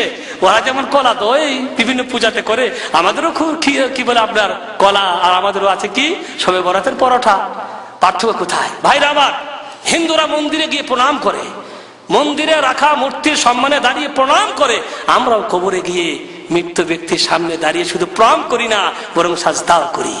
হিন্দুদের আছে রাম, লক্ষণ ইত্যাদি, আমাদেরও আছে শাহজালাল, আব্দুল কাদের জিলানী, আর অন্যান্য অনেকেই আছে। হিন্দুরা বিপদে বললে রাম বলে ডাক পারে, আমরা মুসলমানরা বিপদে বলে ইয়া আলী, ইয়া গৌস, ইয়া উমুক, ইয়া তমুক বলে কি করি? ডাক পারি। হিন্দুদের পবিত্র স্থান আছে, গয়া কাশে, সেখানে যায় তারা পবিত্র হওয়ার জন্য। আমাদেরও পবিত্র স্থান আছে, আটরশি আছে, শাহজালালের মাজার আছে, আজমির শরীফ আছে, পাথর চাবড়ি আছে, আর অনেক কিছু আছে যেখানে আমরা যাই জিয়ারত করার জন্য। না যাই না? আমরা সেখানেও যাই। হিন্দুরা তাদের গুরুজন, তাদের পণ্ডিতদের হাত পায়ে চুমা দেয়, আমরাও আমাদের পীরের হাত পায়ে চুমা দিই। চুমা দিতে পীরের বুড়ো আঙুলটাকে আমরা শুরু করে ফেলাইছি। বুঝতে পারলে? এত চুমা দিতে হয় হিন্দুদের। এরা বড় বড় এই সমস্ত যাদের পবিত্র স্থানগুলি আছে, এই পবিত্র স্থানগুলিতে হিন্দুরা বাৎসরিক মেলা লাগায়, আমরাও কবরে মাজারে উরুস লাগাই। প্রত্যেক বছরে বিভিন্ন অলির কবরে মাজারে উরুস হয় না? হয় না? নির্দিষ্ট সময়ে হয়। আর এই মাজার উরুস গুলাতে যে কি হয় তা আমরা খুব ভালো করে জানি। যারা যায় তারা বুঝতে পারেন যে এখানে কি হয়। কোন এমন পাপ আল্লাহর জমিনে নাই যে পাপ এদের কবরে হয় না। হিন্দুরা তাদের পণ্ডিত এবং তাদের গুরুদের নামে প্রশংসায়, তাদের মূর্তির প্রশংসায় মন্দিরে গিয়ে কি বলে আপনার ভজন গায়, ভজন। আমরাও ওই কবরে আর মাজার গিয়ে কওয়ালি গাই। পার্থক্য কোথায়? কোনো পার্থক্য নেই, সব মিশে গেছে, আমরা একসাথে মিশে গেছি। এলাহাবাদ মেডিকেল কলেজে একজন ডাক্তার, বড় ডাক্তার, সার্জন, আল্লাহর তৌফিকে, আল্লাহর করুণায় তার মধ্যে হিদায়েত ঢুকে যায় এবং সে ইসলাম গ্রহণ করে। ইসলাম গ্রহণ করার পরে সেখানে হিন্দু পরিবেশে বসবাস করা তার জন্য কঠিন হয়ে যায়। তখন সে তার স্ত্রীকে নিয়ে দিল্লি চলে যান, সেখানে বসবাস শুরু করে। দিল্লিতে গেলে তার স্ত্রীকে নিয়ে বিভিন্ন জায়গায় দর্শন করতে গেলে সেখানে একটা আছে আমাদের নিজামুদ্দিন আউলিয়ার মাজার, আছে না নাই? মাশাআল্লাহ, মনে রাখবেন, এই নিজামুদ্দিন আউলিয়ার মাজার, এই নিজামুদ্দিন আউলিয়ার এই সেন্টার হচ্ছে সারা বিশ্বের তবলিগীদের মেন সেন্টার। বুঝতে পারলেন? সারা বিশ্বের তবলিগীদের মেন মার্কাজ হচ্ছে কোথায়? নিজামুদ্দিন আউলিয়া। যেখানে আছে কবর, যেখানে আছে মাজার। ইনি ডাক্তার সাহেব বলছেন, আমার বিবিকে নিয়ে সেখানে মাজারে গেলাম, দেখলাম মাজারের কবরের সামনে দাঁড়িয়ে আছে অনেক মহিলারা হাতে ফুল নিয়ে দাঁড়িয়ে আছে। আমার স্ত্রী নবাগত মুসলিম, তার অত তৌহিদের জ্ঞান নাই, তিনিও একটা ফুল কিনে কবরে ওই মহিলাদের কাতারে দাঁড়াই গেছে। আমি বলছি কি ব্যাপার, তুমি আবার ফুল কিনে দাঁড়াই গেলে কেন? তা বলছে এই সবাই দাঁড়িয়ে আছে, আমিও দিব ফুল। কই দিকে সরিয়ে এসো। কই তুমি জানো না এই মৃত্যু পূজা থেকে বাঁচার জন্য আসছি আমরা ইসলামের মধ্যে। এই মৃত্যু পূজা থেকে, এই মুর্দার পূজার থেকে আমরা ইসলাম গ্রহণ করে আবারও যদি কবরে ফুল দিই তাহলে পার্থক্য থাকলো কোথায়? আমার ইসলাম গ্রহণ করার লাভ কি হবে? বাস্তব না অবাস্তব? বাস্তব। তো ভাইরা, আমার কথা হচ্ছে যে মানুষ এইভাবে চলে যাচ্ছে। হিন্দু আর মুসলিম আমরা এমন ভাবে মিশে গেছি যে কোনই পার্থক্য আমাদের তাদের মধ্যে নেই। এখন আসি, বলি মুহাম্মদ রাসূলুল্লাহ সাল্লাল্লাহু আলাইহি ওয়াসাল্লাম কবর পূজা থেকে আমাদেরকে দূরে রাখার জন্য কত কি এবং কি চিকিৎসা বা কি ফর্মুলা দিয়ে গেছেন, যে ফর্মুলার উপরে আমল করলে আমরা কবর পূজা থেকে বাঁচতে পারবো। এক নম্বরে আল্লাহ নবী বলছেন, যা করলে কবর পূজা থেকে আমরা বাঁচতে পারি, যে কবরের উপরে মসজিদ নির্মাণ করা যাবে না। কবরের উপরে কি করা যাবে না? মসজিদ নির্মাণ করা যাবে না। আল্লাহর নবী মুহাম্মদ রাসূলুল্লাহ সাল্লাল্লাহু আলাইহি সাল্লাম যখন মৃত্যু শয্যায় শায়িত ছটফট করতে আছেন, মৃত্যু যন্ত্রণায় ভুগতে আছেন, চাদর দিয়ে মুখ ঢাকান, একটু আরাম হলে চাদরটা মুখ থেকে সরিয়ে নিচ্ছেন, আর এই অবস্থায় তিনি বলতে আছেন, লানাতুল্লাহি আলাল ইহুদি ওয়ান নাসারা ইত্তাখাযু কুবুর আমবিয়াইহিম মাসাজিদ ইউহাদ্দারু মা সারাউ। আল্লাহর লানত হোক ইহুদি ও খ্রিস্টানদের উপরে তারা নবীদের কবরগুলোকে মাজারে পরিণত করেছে। ইউহাদ্দিরু মা সানাউ, তিনি মুহাম্মদুর রাসূলুল্লাহ তার উম্মতদেরকে সতর্ক করতেছিলেন ওই কাজ থেকে যে কাজ তারা করেছিল, অথবা আমার উম্মত যেন কবরগুলিকে মসজিদে পরিণত না করে। হাফসা কি বলে আপনার উম্মে সালামা রাদিয়াল্লাহু তাআলা আনহা বলছেন, তিনি হাবশায় একটা গির্জা দেখেছিলেন, সেই গির্জার নাম ছিল মারিয়া, তাতে ছিল কিছু মূর্তি। আল্লাহ নবীকে এই গির্জার কথা বললেন আর সেখানে রাখিত মূর্তির কথা বললে আল্লাহ নবী বললেন, উলাইকা কওমুন ইযা মাতা ফীহিমুল আবদুস সালেহ আদির রাজুলুস সালেহ বানাউ আলা কবরিহি মসজিদা ওয়া সাওয়ারু ফীহি তিলকা সুওয়ার উলাইকা হুম শিরারুল খালক ইনদাল্লাহ। আল্লাহ নবী বলছেন, এরা হলো সেই জাতি যারা তাদের মধ্যে কোনো নেককার দিনদার মানুষ মারা গেলে তাদের কবরকে তারা মসজিদে পরিণত করত, এবং সেখানে তারা এই থেকে নিকৃষ্টতম সৃষ্টি যারা নবীর কবরকে মসজিদে পরিণত করে। তো মুহাম্মদ রাসূলুল্লাহ সাল্লাল্লাহু আলাইহি সাল্লাম আমাদেরকে কবর পূজা থেকে বাঁচানোর জন্য এই কথা বলে গেছেন যে খবরদার কবরকে মসজিদে পরিণত করো না। 2 নম্বরে আল্লাহ নবী বলছেন, কবরে নামাজ পড়া যাবে না, আর কবরের দিকে মুখ করেও নামাজ পড়া যাবে না। কবরে নামাজ পড়া যাবে না, কবরের দিকে মুখ করে নামাজ পড়া যাবে না, আর কবরে বসাও যাবে না। আল্লাহ নবী বলছেন যে কি বলে আপনার লা তাজলিসু আলাল কবুর, খবরদার কবরে বসবে না, ওয়ালা তুসাল্লু ইলাইহা, আর কবরের দিকে মুখ করে নামাজও পড়বে না। কবরে বসাও নিষেধ, কবরের দিকে মুখ করে নামাজ পড়াও নিষেধ। বসা নিষেধ কেন? কবরবাসীর সম্মানার্থে, কবরের সম্মান করতে হয়, কবরকে দলিত মথিত করতে হয় না, কবরের হেফাজত করতে হয়, কিন্তু কবরের পূজা করতে হয় না। কবরের বসার ব্যাপারে আল্লাহ নবী আরো নিষেধ করে বলছেন, লা ইয়াজলিসু আহাদুকুম আলা জামরাতিন ফাতুহরাকা সিয়াবাহু হাত্তা তাখলুসা ইলা জিলদিহি খায়রুল লাহু মিন আন ইয়াজলিসা আলা কবরিন। কোন মানুষ যদি আগুনের আগারের উপরে বসে, যে আগুন তার কাপড় পুরে চামড়া শুদ্ধ জ্বালিয়ে দিবে, এটা তার জন্য ভালো কবরে বসার থেকে। অতএব কবরে বসে নিষেধ করেছেন। অনুরূপভাবে আল্লাহ রাসূল সাল্লাল্লাহু আলাইহি ওয়াসাল্লাম বলছেন, ইজআলু মিন সালাতিকুম ইজআলু ফি বুয়ুতিকুম মিন সালাতিকুম ওয়ালা তাজআলুহা কবুরা। তোমরা তোমাদের নামাজের কিছু অংশ বাড়ির জন্য রেখে নাও, বাড়িতে পড়ো, এবং বাড়িটাকে কবরস্থান বানিয়ে দিও না। কেন? কবরের নামাজ হয় না। বাড়িতেও যদি কেউ নামাজ না পড়ি তাহলে বাড়িটাও কবর হয়ে যায়। ওই জন্য বলা হয়েছে সুন্নত নফল নামাজগুলি বাড়িতে পড়াই কি উত্তম। তো কবর থেকে বাঁচানোর জন্য এরকম নিষেধাজ্ঞা জারি করেছেন। অনুরূপ ভাবে আল্লাহ নবী বলছেন যে কবর গাকে ঈদগাহ বানাইও না, মানে উৎসবের স্থল বানিয়ে দিও না। কবর কোন উৎসবের স্থল নয়। কবর শুধু কবরবাসীদের মারা যাবার পরে তোমাদের করণীয় কিছুই না। কবর থাকবে, তোমাদের কাজ তার হিফাজত করা, সেখানে বাৎসরিক জিয়ারত, সেখানে যাওয়া আসা এবং তাকে প্রদর্শনী করে তোলা, ঈদগাহ বানিয়ে দেওয়া, উৎসবস্থল বানিয়ে দেওয়া, এটা হচ্ছে নিষেধ। আল্লাহ রব্বুল আলমিনের কাছে আল্লাহ নবী দোয়া করে বলেছিলেন, আল্লাহ গো লা তাজআলু কবরি ঈদা, আল্লাহ আমার কবরটা যেন ঈদে পরিণত না হয়। হে মানুষ, তোমরা কবরটাকে লা তাজআলু বুয়ুতাকুম কবুরা ওয়ালা তাজআলু কবরি ঈদা, তোমরা তোমাদের ঘরগুলি কবর কি বলে আপনার কবর বানিয়ে নিও না, আর আমার কবরটাকে ঈদগাহ বানিয়ে নিও না। মানে এখানে উৎসবের জন্য বাৎসরিক কোনো একটা নির্দিষ্ট টাইমে এসে এখানে আমার কবরে জিয়ারত করে আসবে, এরকম খবরদার করো না। কারণ কবরই কবরের জন্য জিয়ারত করা যায় না, কবরের উদ্দেশ্যে সফর করা যায় না, এবং কবরে এসে তাকে বাৎসরিক ঈদগাহ বানানো যায় না। এরকম কাজ করার থেকে মুহাম্মদ রাসূলুল্লাহ সাল্লাল্লাহু আলাইহি সাল্লাম আমাদেরকে নিষেধ করেছেন। তবে কবরে জিয়ারত করা যাবে। কবরে কি করা যাবে? জিয়ারত করা যাবে। আপনি যাচ্ছেন, আপনার গ্রামে কবর আছে, আপনার মায়ের কবর আছে, আপনার বাপের কবর আছে, আপনার আত্মীয় স্বজনদের কবর আছে, তাদের কবরে জিয়ারত করুন। তবে জিয়ারত করার উদ্দেশ্যে সফর করা যাবে না। কোন কবর আছে ওই গ্রামে, চলো ওই গ্রামে একটা কবরের জিয়ারত করি না। কেন? মুহাম্মদ রাসূলুল্লাহ সাল্লাল্লাহু আলাইহি ওয়াসাল্লাম লা তুশাদ্দু রিহাল ইল্লা ইলা সালাসি মাসাজিদ আল মাসজিদুল হারাম ওয়া মাসজিদুন নববী ওয়া মসজিদুল আকসা।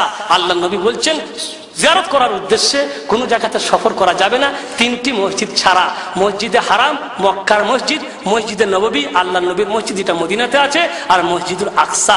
অর্থাৎ কোন মানুষ যদি বলে আমি আল্লাহর নবীর মসজিদে নামাজ পড়তে যাব, এর জন্য যদি সফর করে, আর এই সফর যে টাকা ব্যয় করে, এই টাকা তার সৎ কাজেই যাবে, নেকি পাবে। কারণ সে মসজিদে নববীতে নামাজ পড়ার জন্য গেছিল।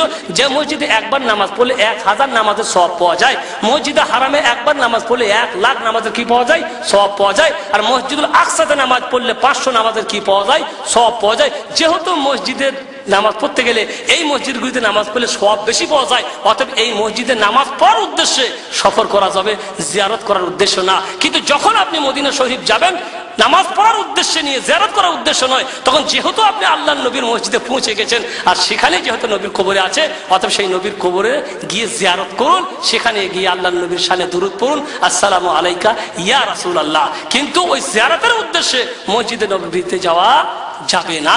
তো জিয়ারত করবেন। এমনকি মুহাম্মদ রাসূলুল্লাহ সাল্লাল্লাহু আলাইহি ওয়াসাল্লাম তার মায়ের কবরের জিয়ারত করেছেন। হযরত আবু হুরায়রা রাদিয়াল্লাহু তাআলা আনহু বলছেন, রাসূল কারীম সাল্লাল্লাহু আলাইহি ওয়াসাল্লাম তার মায়ের কবরের জিয়ারত করতে গেলে বাকা ওয়া আবকা, তিনিও কাঁদছিলেন, আমরাও কাঁদছিলাম। মায়ের তো বুঝতে পারছেন, মায়ের মায়া তো সবারই আছে। আমার নবী দুনিয়াতে আসার আগেই মা তার দুনিয়া থেকে চলে গেছিলেন, মানে আল্লাহ নবী নবী হওয়ার পূর্বেই দুনিয়া থেকে মা চলে গেছিলেন, সেই মায়ের কবরে গেছেন জিয়ারত করার জন্য। তো আবু হুরায়রা বলছেন যে নবীও কাঁদছিলেন, আমরাও কাঁদছিলাম। তারপরে আল্লাহ নবী বলছেন যে আমি আল্লাহকে বললাম, আল্লাহ গো, আমি কি আমার মায়ের জন্য ক্ষমা প্রার্থনা করব? তো আল্লাহ তাআলা নিষেধ করে দিলেন যে না, তোমার মায়ের জন্য ক্ষমা চাইতে পাবে না।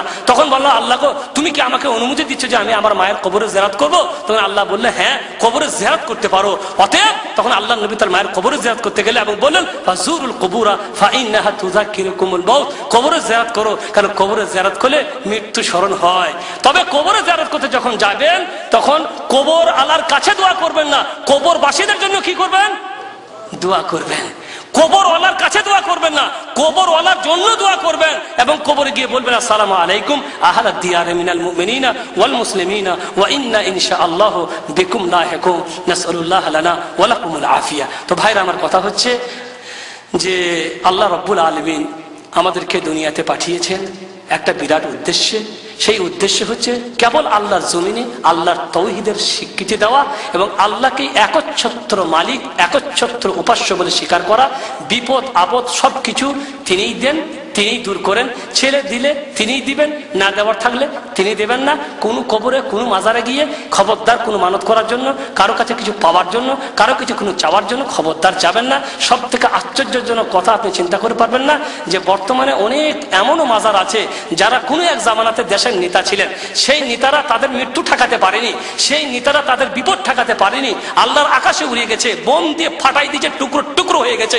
তাদের টুকরো লাশগুলিকে কুড়িয়ে দাফন করার পরে তারা আবার ওলি হয়ে গেছে। পাকিস্তানে যান, ভুট্টোর মাজার বিরাট মাজার, বুঝতে পারলেন? জিয়াউর রহমানের মাজার বিরাট মাজার। এবং আমাদের দেশে অনেক নেতাদের মাজার আছে যারা মরার পরে ওলি হয়ে গেছে, তারা কিন্তু জীবদ্দশায় তাদের বিপদে ঠেকাতে পারেনি। এখন মানুষের বিপদ ঠেকাইতে আছে, মানুষের বিপদ এখন ঠেকাইতে আছে। কবরে গিয়ে পচে গিয়ে মানুষের বিপদ তারা ঠেকাইতে আছে। এত পোকা মানুষ চিন্তা করে না যে নিজেকে বাঁচাতে পারলো না, বোম রাখা ছিল তার ফ্লাইটের মধ্যে, তার হেলিকপ্টারের মধ্যে বোম রাখা ছিল, সেই বোম ফুটে তাকে টুকরো টুকরো করে দিল, ভুট্টোকে ফাঁসি দিয়ে দিল, আরো কতজনকে ফাঁসি দিয়ে উড়াই দিল, শেষ হয়ে গেল। এরা মরে গিয়ে ওলি হয়ে যায়, মানুষকে ছেড়ে দেয়, মানুষের বিপদ দূর করে কবরে গিয়ে। এত বোকা মানুষ আমরা হয়ে গেছি, এটুকু চিন্তা করতে পারি না। তো ভাইরা, আমার কথা হচ্ছে মরগের মাজার আছে একটা পাকিস্তান, মরগের মাজার, খালি মরগ আর মরগ, মানে মরগ দিয়ে বাপরে বাপরে খালি মরগ। আল্লাহু আকবার। আল্লাহর এই মরগ মানুষকে ফজরের সময় জাগাই দেয় নামাজ পড়ার জন্য। হ্যাঁ, এই মরগ আজান দেয়, এই মরগ আল্লাহর তাওহীদের গান গায়, আর এই মরগকে পেশ করে বাবার বাজারে এই মরগই মনে মনে বলে, হায় রে আল্লাহ, আমি তো আল্লাহ ছাড়া কাউকে বুঝি না, আমি আল্লাহ ছাড়া তো কাউকে ডাকি না, আমি ফেরেশতাকে দেখতে পাই, ফেরেশতা দেখলে বাং দিয়ে মানুষকে উঠাইয়ে দিই, আজান দিয়ে মানুষকে উঠাই দিই ফজরের নামাজের জন্য, আর তোমরা আমাকে গায়রুল্লাহর নামে মানত করেছো। আল্লাহর জমিনে যা কিছু আছে মানুষ আর জিন ছাড়া, আল্লাহ ছাড়া কাউকে তারা চিনে না, আল্লাহ ছাড়া কারো পূজা তারা করে না, সকলে নিজের নিজের ভাষায় শুধু তাওহীদেরই গান গায়। এই মানুষ আর জিন হয়েছে এমন বোকা মানুষ, এরা বুদ্ধিতে চাঁদে চলে গেল, শহরে চলে গেল, কতই কি করলো, আল্লাহর জমিনের সমস্ত সৃষ্টিকে নিজের বুদ্ধি তারা আয়ত্ত করে ফেললো, কিন্তু আল্লাহকে চিনতে পারলো না। দিনের ব্যাপারে এত বোকা, যে যা বলে তাই মেনে নেয়, যে তাবিজটা সেই তাবিজে গ্রহণ করে নেয়, যে যা বলে সব স্বীকার করে নেয়, সব দিক দিয়ে এদের বুদ্ধি আছে, কিন্তু দিনের ব্যাপারে বুদ্ধি নেয়। বলে কে জানে, হতেও পারে, বলা যায় না। বাবাদের নামে এসব বরাবর কথা বলা ঠিক নয়, ঘাটটা বেঁকাই দিবে, আছে না নাই? আল্লাহু আকবার। যত আস্তানা যত পিত্তরা তারতলা দেখবেন বাসের লাইনে বেশি, কেন বাসের ড্রাইভার বেশি ভয় পায়, ট্রেনের লাইনে খুব কম, কারণ ট্রেন তো আর থামবে না, ট্রেন তো থামবে না, কিন্তু বাসের লাইনে বেশি। অতএব যদি কোনো আস্তানা দেখে ড্রাইভার তো থামবে, কেন ওর ভয় আছে, কি জানি আমার বাস উল্টাই দেয় না কিনা। এই যে মানুষের দুর্বলতা, ঈমান না থাকলে শয়তান আমাদেরকে নিয়ে খেলা করে, মজবুত ঈমান থাকলে শয়তান এগুলো সুযোগ কোনোদিন পায় না। আল্লাহ আকবার। এরা কি করতে পারে, এরা বলে বাস উল্টাই দিবে। তো ভয়, এরকম ভয় করা শিরিক, মনে রাখবেন। ভয় একটা প্রাকৃতিক ভয়, যেমন বাঘকে দেখে ভয় করা, সাপকে দেখে ভয় করা, আরো যেগুলো জিনিস আছে প্রাকৃতিক ভয়, এগুলি জন্মগত ভয়। বাঘ দেখলেই ভয় আসবে, সাপ দেখলেই ভয় আসবে, এই ভয়ের জন্য কোনো অপরাধ নয়। এর জন্য আল্লাহ কিছুই আমাদেরকে করবে যে তুই বাঘে কেন ভয় করলে, তুই সাপে কেন ভয় করলে। এ ভয় হবে প্রাকৃতিক ভয়। কিন্তু যে ভয় প্রাকৃতিক নয়, জন্মগত, মানে আমার জন্মানো ভয়, আমার সৃষ্টি ভয়, এই যে গাড়ি উল্টাই দিবে, বাবা কি জানি কি করতে পারে না, বলা যায় না। এই যে বলা যায় না, এই দুর্বলতা নিয়েই শয়তান আমাদের সব সর্বনাশ করে ফেলেছে। যে কি জানি কার মধ্যে কি আছে। এক সাহেব এখন চলে গেছে তার বিবিকে নিয়ে, মানে কি MBBS ডাক্তার, নিজের বিবিকে নিয়ে এক ন্যাংটা পীরের মাজারে গেছে। কোথায়? ন্যাংটা পীরের মাজারে গেছে। সব বাদ দিয়ে ন্যাংটা পীর, MBBS ডাক্তার, বিবিও ডাক্তার, সেও ডাক্তার। তারপরে বিবি তো বাবা জিন্দিগিতে এরকম ন্যাংটা পীর দেখে নাই। আল্লাহ আকবার, ন্যাংটা পীর সব একবারে পরিষ্কার ন্যাংটা, এরকম পীরের বাবারে গেছে। নিয়ে বলছে তুমি কোথায় আসছো গো? এই ন্যাংটা, এই ন্যাংটা বাবার কাছে। হ্যাঁ, বিবি তো জীবনে দেখেনি, ন্যাংটা বাবার কাছে। ভাই এই খবরদার এরকম কথা বলো না, বলা যায় না কার মধ্যে কি আছে। আরে কার মধ্যে আবার কি থাকবে? ওর মধ্যে যা ছিল সেটাই তো বেরিয়ে আছে, থাকবে আবার কি? এরকম ন্যাংটা পীর। তুমি MBBS ডাক্তার হইতে তোমার বাপ টাকা খরচা করে তোমাকে পড়াইছে, তোমাকে এই পড়াইছে, এত বিদ্যা বুদ্ধি, মানুষের চিকিৎসা করো, অপারেশন করো, এত বড় ডাক্তার, এই ন্যাংটা পীরের বাবারা আসছো। তা বলছে বলা যায় না কার মধ্যে কি আছে। এই যে একটা দুর্বলতা, বলা যায় না কার মধ্যে কি আছে। আর কার মধ্যে আবার কি থাকবে? আল্লাহর জমিনে কারো কিছু পাওয়ার নাই, আল্লাহ ছাড়া কারো কিছু পাওয়ার নাই। ভাইরা মনে রাখবেন, আল্লাহ নবী মুহাম্মদ রাসূলুল্লাহ সাল্লাল্লাহু আলাইহি সাল্লামের জীবন চর্চা করবেন, নবীকে আমার একদিকে রাখবেন, তার জীবনটা ভালো করে পড়বেন, আর মনে বলে বলবেন নবীর থেকে শ্রেষ্ঠ মানুষ দুনিয়াতে কেউ আসেনি, কিয়ামত পর্যন্ত কেউ আসবে না। নবীর থেকে পাওয়ারফুল মানুষ দুনিয়াতে কেউ আসেনি, কিয়ামত পর্যন্ত কেউ আসবেন না। অতএব এই নবীর দ্বারাই যদি এই কাজ না হয়, এদের দ্বারাই কোনদিন হওয়া সম্ভব নয়। আমার নবী মরুর পূর্বে বলে গেছিলেন ফাতেমাকে, যে ফাতেমা তুমি দুনিয়াতে কিছু চাইলে আমার কাছে চেয়ে যাও, চেয়ে নাও, লা আগনি আনকি মিনাল্লাহি শাইয়া, কালকে কিয়ামতের মাঠে আমি তোমার কিছুই করতে। খবরদার ফাতেমা এটা কথা মনে করো না যে আমি আমার বাবার, আমার শ্রেষ্ঠ বাবা, শ্রেষ্ঠ নবী, এই নবীর দোহাই দিয়ে জান্নাতে চলে যাব। খবরদার এরকম ভুল ধারণা নিয়ে যাবে না। তোমাকে বাঁচতে, তোমার আমল দিয়ে বাঁচতে হবে। আমি নবী তোমাকে জান্নাতে নিয়ে যেতে পারবো না। এই কথাগুলি মনে রাখবেন, এই জিনিসগুলি সামনে রাখবেন, নবীর জীবনটা সামনে রেখে খালি দেখবেন, তাহলে আপনারা আমার নিজের ফায়সা নিজেই করতে পারবো। যে কাজ নবী করতে পারেন সে কাজ খবরদার এই সমস্ত ভণ্ডরা করতে পারে না। এরা ভণ্ড, বদমাশ, শয়তান, এগুলিকে বাঁচার চেষ্টা করবেন। আল্লাহ রাব্বুল আলামিন যেন আমাদেরকে বাঁচার তৌফিক দান করেন। ওয়া সাল্লাল্লাহু আলা নবিয়িনা মুহাম্মদ ওয়া আলা আলিহি ওয়া সাহবিহি আজমাইন। দুই একটি প্রশ্নের উত্তর দেওয়ার জন্য আমাদের মেহমানকে অনুরোধ করছি, বিশেষ করে আজকের আলোচনার সাথে সম্পর্কিত প্রশ্নগুলি। একটি প্রশ্নে আমাদের ভাই একজন প্রশ্ন করেছেন, আমার গ্রামে একটি মাজার ছিল, বর্তমানে তা ভেঙে মসজিদ করা হয়েছে, এর মধ্যে নামাজ পড়া যাবে কি, জানতে চাই। আলহামদুলিল্লাহ ওয়াসসালাতু ওয়াসসালামু আলা রাসূলিল্লাহ। দেখেন, কবর ছিল, মাজার ছিল বা কবর ছিল, যাই হোক, মাজারটাকে কবরটাকে মাজার করা হয়। যদি মসজিদের প্রয়োজনে, মসজিদ ছোট হয়ে গেছে, সেই মসজিদের প্রশস্ততার দরকার, সেই প্রয়োজনে বাধা হয়েছিল এই কবরটি, তাই সেই কবরকে সেখান থেকে স্থানান্তর করা হয়েছে অন্যত্রে। সেই কবর খুঁড়ে যা কিছু ছিল অন্যত্রে পাঠিয়ে দিয়ে মসজিদের প্রশস্তা করা হয়েছে। এ ব্যাপারে আলেমদের কথা হয়েছে, এতে কোনো বাধা নেই। যেহেতু মসজিদের প্রশস্ততা করার প্রয়োজন ছিল, সেখান থেকে কবর থেকে অন্য জায়গায় সরিয়ে নিয়েছেন। আসলে প্রথমেই তো আমাদের ভুল হচ্ছে যে আমরা মসজিদে কবর দিই বা বাড়িতে কবর দিই, তখন দেখা যায় বাড়ির এক কাঠা জায়গা নিয়ে একটা কবর পড়ে আছে, আর এদিকে ছেলেদের বাস করার জায়গা নেই। তো এই সমস্ত কবরগুলোকে প্রয়োজনের তাগিদে, যারা জীবিত তাদের অধিকার বেশি মৃত্যুদের থেকে, অর্থাৎ সেই কবরগুলিকে সেখানে যদি কিছু পান, সাধারণ কবরে গিয়ে সেগুলো দাফন করে দেবেন এবং সেই কবরকে ব্যবহার করা যাবে বা সেই কবরের মাটি কাজে লাগানো যাবে। আল্লাহ রাব্বুল আলামিন আমাদের ভাই হাশেম সাহেবকে জাযায়ে খায়ের দান করুক, উত্তম প্রতিদান দান করুক। অত্যন্ত মূল্যবান তিনি বক্তব্য রাখলেন এই মাজার পূজা সম্পর্কে, এবং অনেক তথ্য আপনারা জানতে পারলেন। আর আশা করি ইনশাআল্লাহ তাআলা আর আমাদের এইরকম ভুল হবে না, কবর মাজার সম্পর্কে আমাদের বাড়াবাড়ি হবে না, আর এই শিরকি আকীদা আমল আমাদের থাকবে না। আরেকটি প্রশ্ন এই মাজার সম্পর্কে। আমার বাড়ির পাশে একটি মাজার আছে, সেখানে মসজিদ আছে, মসজিদ আর মাজার দুইটির মাঝখানে এক হাত ফাঁক আছে, এতে নামাজ হবে কি না? এক হাতের পার্থক্য। মসজিদটা কি বলে আপনার কবরের কেবলায় না কবরের পাশে? কথা হচ্ছে যদি আপনার সামনে কবর হয় আর কবরের উপরে মসজিদ হয়, তাহলে সেখানে নামাজ পড়া যাবে না এবং সেদিকে মুখ করে না। কবর যদি মসজিদের পাশে হয়, যার সাথে মসজিদের কোনো সম্পর্ক নেই, সেখানে আপনার নামাজের কোনো অসুবিধা নেই। কবরের বাউন্ডারি থেকে আলাদা আছে, কবরের সাথে তার কোনো সম্পর্ক নেই, কবরের বাউন্ডারির ভিতরে নেই, এরকম মসজিদে নামাজ পড়াতে আপনার কোনো অসুবিধা নেই।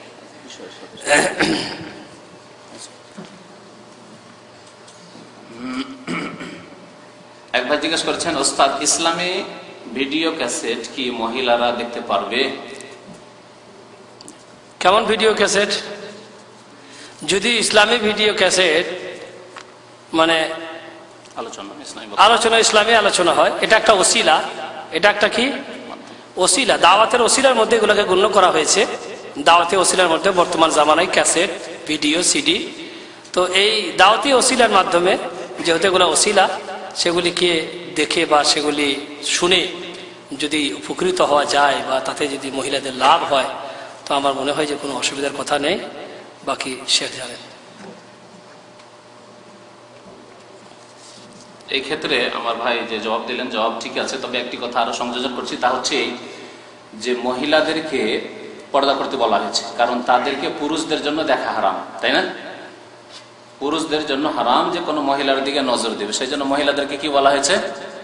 পর্দা করতে হচ্ছে হারাম। কিন্তু মহিলাদেরকে এই আদেশ করা হয়নি যে তোমরা দেখতে পারবে না। যদি এরকম দেখা হারাম হতো তাদের জন্য পুরুষদের দিকে একেবারেই দেখা হারাম হতো, তাহলে পুরুষদেরকেও বলা হতো তোমরাও চেহারা ঢাকো, না হলে তোমাদেরকে মহিলারা দেখিয়ে নিবে। বুঝতে পারছেন না? পারছেন না? তাহলে বোঝা গেল যে রাস্তাঘাটে যখন পুরুষদের দিকে মহিলা বোরকা পরে আছে কিন্তু সেই পর্দা দিয়ে পুরুষদের দিকে চেহারা পড়ছে, নজর পড়ছে, দেখছে, এটা যখন জায়েজ, তাহলে ভিডিওতে যদি কারো ছবি আসে, কোনো বক্তার, কোনো আলেমের, আর দিনের কথা এর মাধ্যমে শেখে, তো শরীয়তে আপত্তিকর নয়, যেখানে উদ্দেশ্য সৎ। কিন্তু রাস্তাঘাটেও যদি কোনো মহিলা বদনজরে দেখে, খারাপ নজরে কোনো পুরুষের দিকে দেখে, তো না জায়েজ, কারণ তার নিয়ত খারাপ, সেই জন্য। ওই রকমই খারাপ নিয়তে যদি কোনো আলেমের দিকেও দেখে, তো না জায়েজ। কিন্তু ভালো নিয়তে যে তার কাছ থেকে দিন শিখবে, এই উদ্দেশ্য দেখে, তো অবশ্যই সেটি শরীয়ত সম্মত এবং বরং এটি নেকির কাজ, কারণ সে সরাসরি দিনের কথা ভালোভাবে শিখতে চায়।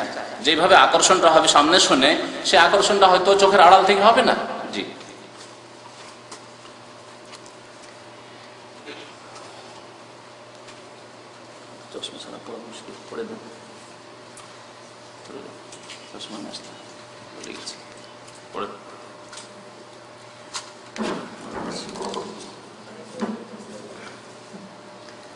বাংলাদেশে মাজারপন্থী বা ভণ্ড পীরপন্থী ছাড়াও এমন অনেক পীর আছে যাদেরকে লোকেরা কামেল পীর বলে, যারা মাজার বিশ্বাস করে না, পীরের মুরিদও না, তারাও এসব আলেমদের কামেল পীর বলে। এসব পীর বা আলেমরা অধিকাংশই কওমি মাদ্রাসার শিক্ষক। তারা ইসলামী জলসায় ওয়াজ করে ও বায়াত করে না, মানে করে বায়াত করে, মুরিদ বানায়।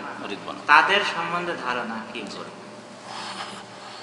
বুঝতে পেরেছেন? আশা করি মানে এমন পীর যারা হয়তো কবর মাজারের দিকে দাওয়াত দেয় না কিন্তু মুরিদ বানায়, তাদের সম্পর্কে সংক্ষিপ্ত প্রশ্ন ওইটাই আর কি, যে কিছু মানুষ এমনও আছে যে যারা কবর পূজা দাওয়াত দেয় না বা কবর পূজা করতে বলে না, কিন্তু তারা বায়াত নেয় এবং তারা কামেল পীর হিসাবে মানুষের সমাজে পরিচিত আর কি। তো মোট কথা হচ্ছে ভাইরা আমার, বায়াত শুধুমাত্র একটি কাজের উপরে গ্রহণ করা হয়েছে, সেটা হচ্ছে জিহাদি। জিহাদের কাজের উপরে বায়াত গ্রহণ করা হয়েছিল। এরকম জিহাদি পরিস্থিতি যদি সৃষ্টি হয়, যদি প্রয়োজন হয় জিহাদি শরুত মোতাবেক, আর এরকম ক্ষেত্রে যদি আমাদের কাছ থেকে কোনো একজন নির্বাচিত নেতা, যাদেরকে আমরা নির্বাচন করবো আমির হিসাবে, সে যখন আমাদের কাছ থেকে বায়াত গ্রহণ করবে নিজের শরীয়ত বা দ্বীনের হেফাজতের জন্য জিহাদ করার উপরে, তারই উপর শুধু বায়াত হবে। বাকি এইসব বায়াত আর কোনো রকমের বায়াত নয়। বাকি থাকলো এইসব কামেল পীর আর মানে আধা কামেল পীর আর অমুক পীর আর তমুক পীর, এই সমস্ত জিনিসের ইসলামের কোনো অস্তিত্ব নেই। ইসলামে এগুলির কোনো অস্তিত্ব নাই। ভালো যদি কোনো মানুষ হয় তার জন্য সেই ভালাইটা তারই হবে, একে দিয়ে আমাদের কোনো লাভ হবে না। তো মোট কথা, যদি কেউ নিজেকে পীর মনে করে তো জানতে হবে যে নিজেকে পীর ভাবা মানেই হচ্ছে সে ভণ্ড, কারণ পীর কেউ নেই। আল্লাহ রসুল সাল্লাল্লাহু আলাইহি ওয়াসাল্লাম বড় পীর দুনিয়াতে আসছিলেন, তিনিই হচ্ছেন আমাদের 1 নম্বর স্মরণীয়। তারই স্মরণের বা তারই অনুসরণের মধ্যে আছে আমাদের মুক্তি। এছাড়া মুক্তি দাতা আর কেউ নেই। আর ভাই প্রশ্ন করেছেন যে একজন বলছেন নবীর কবর পাকা এবং উঁচু দেখা যায়, এই কথা নিয়ে আমার সাথে কথা কাটাকাটি হয়েছে কোনো ব্যক্তি।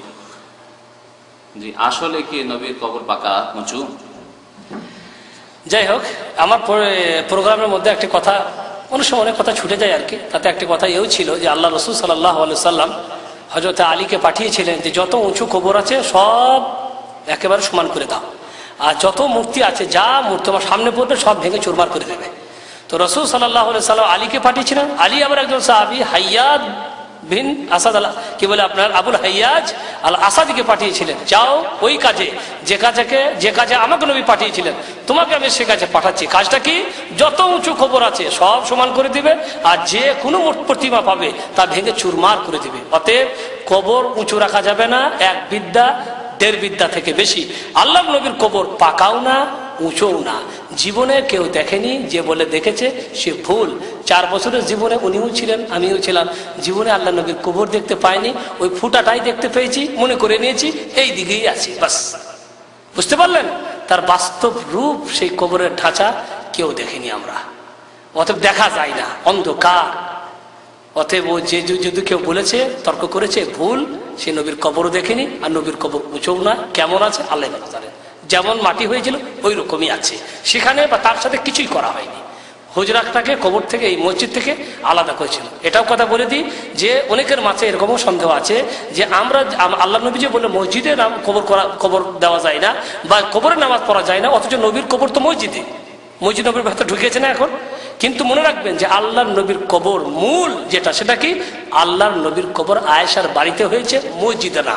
কোথায় হয়েছে? আয়েশার বাড়িতে।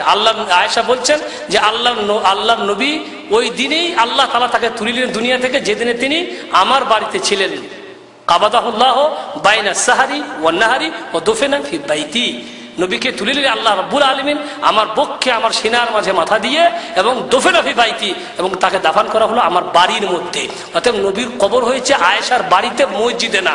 মসজিদের প্রশস্ততার প্রয়োজন হলে দেওয়াল বেড়ে গেছে, কিন্তু বাড়িই আছে, ওই জায়গা ওই রকমই আছে, তার সাথে কোনো কিছুই করা হয়নি। অতএব আল্লাহ নবীর কবর পাকাও না উঁচুও না। যারা বলে এটা ভুল কথা বলে, এবং এটা তাদের বদমাশি।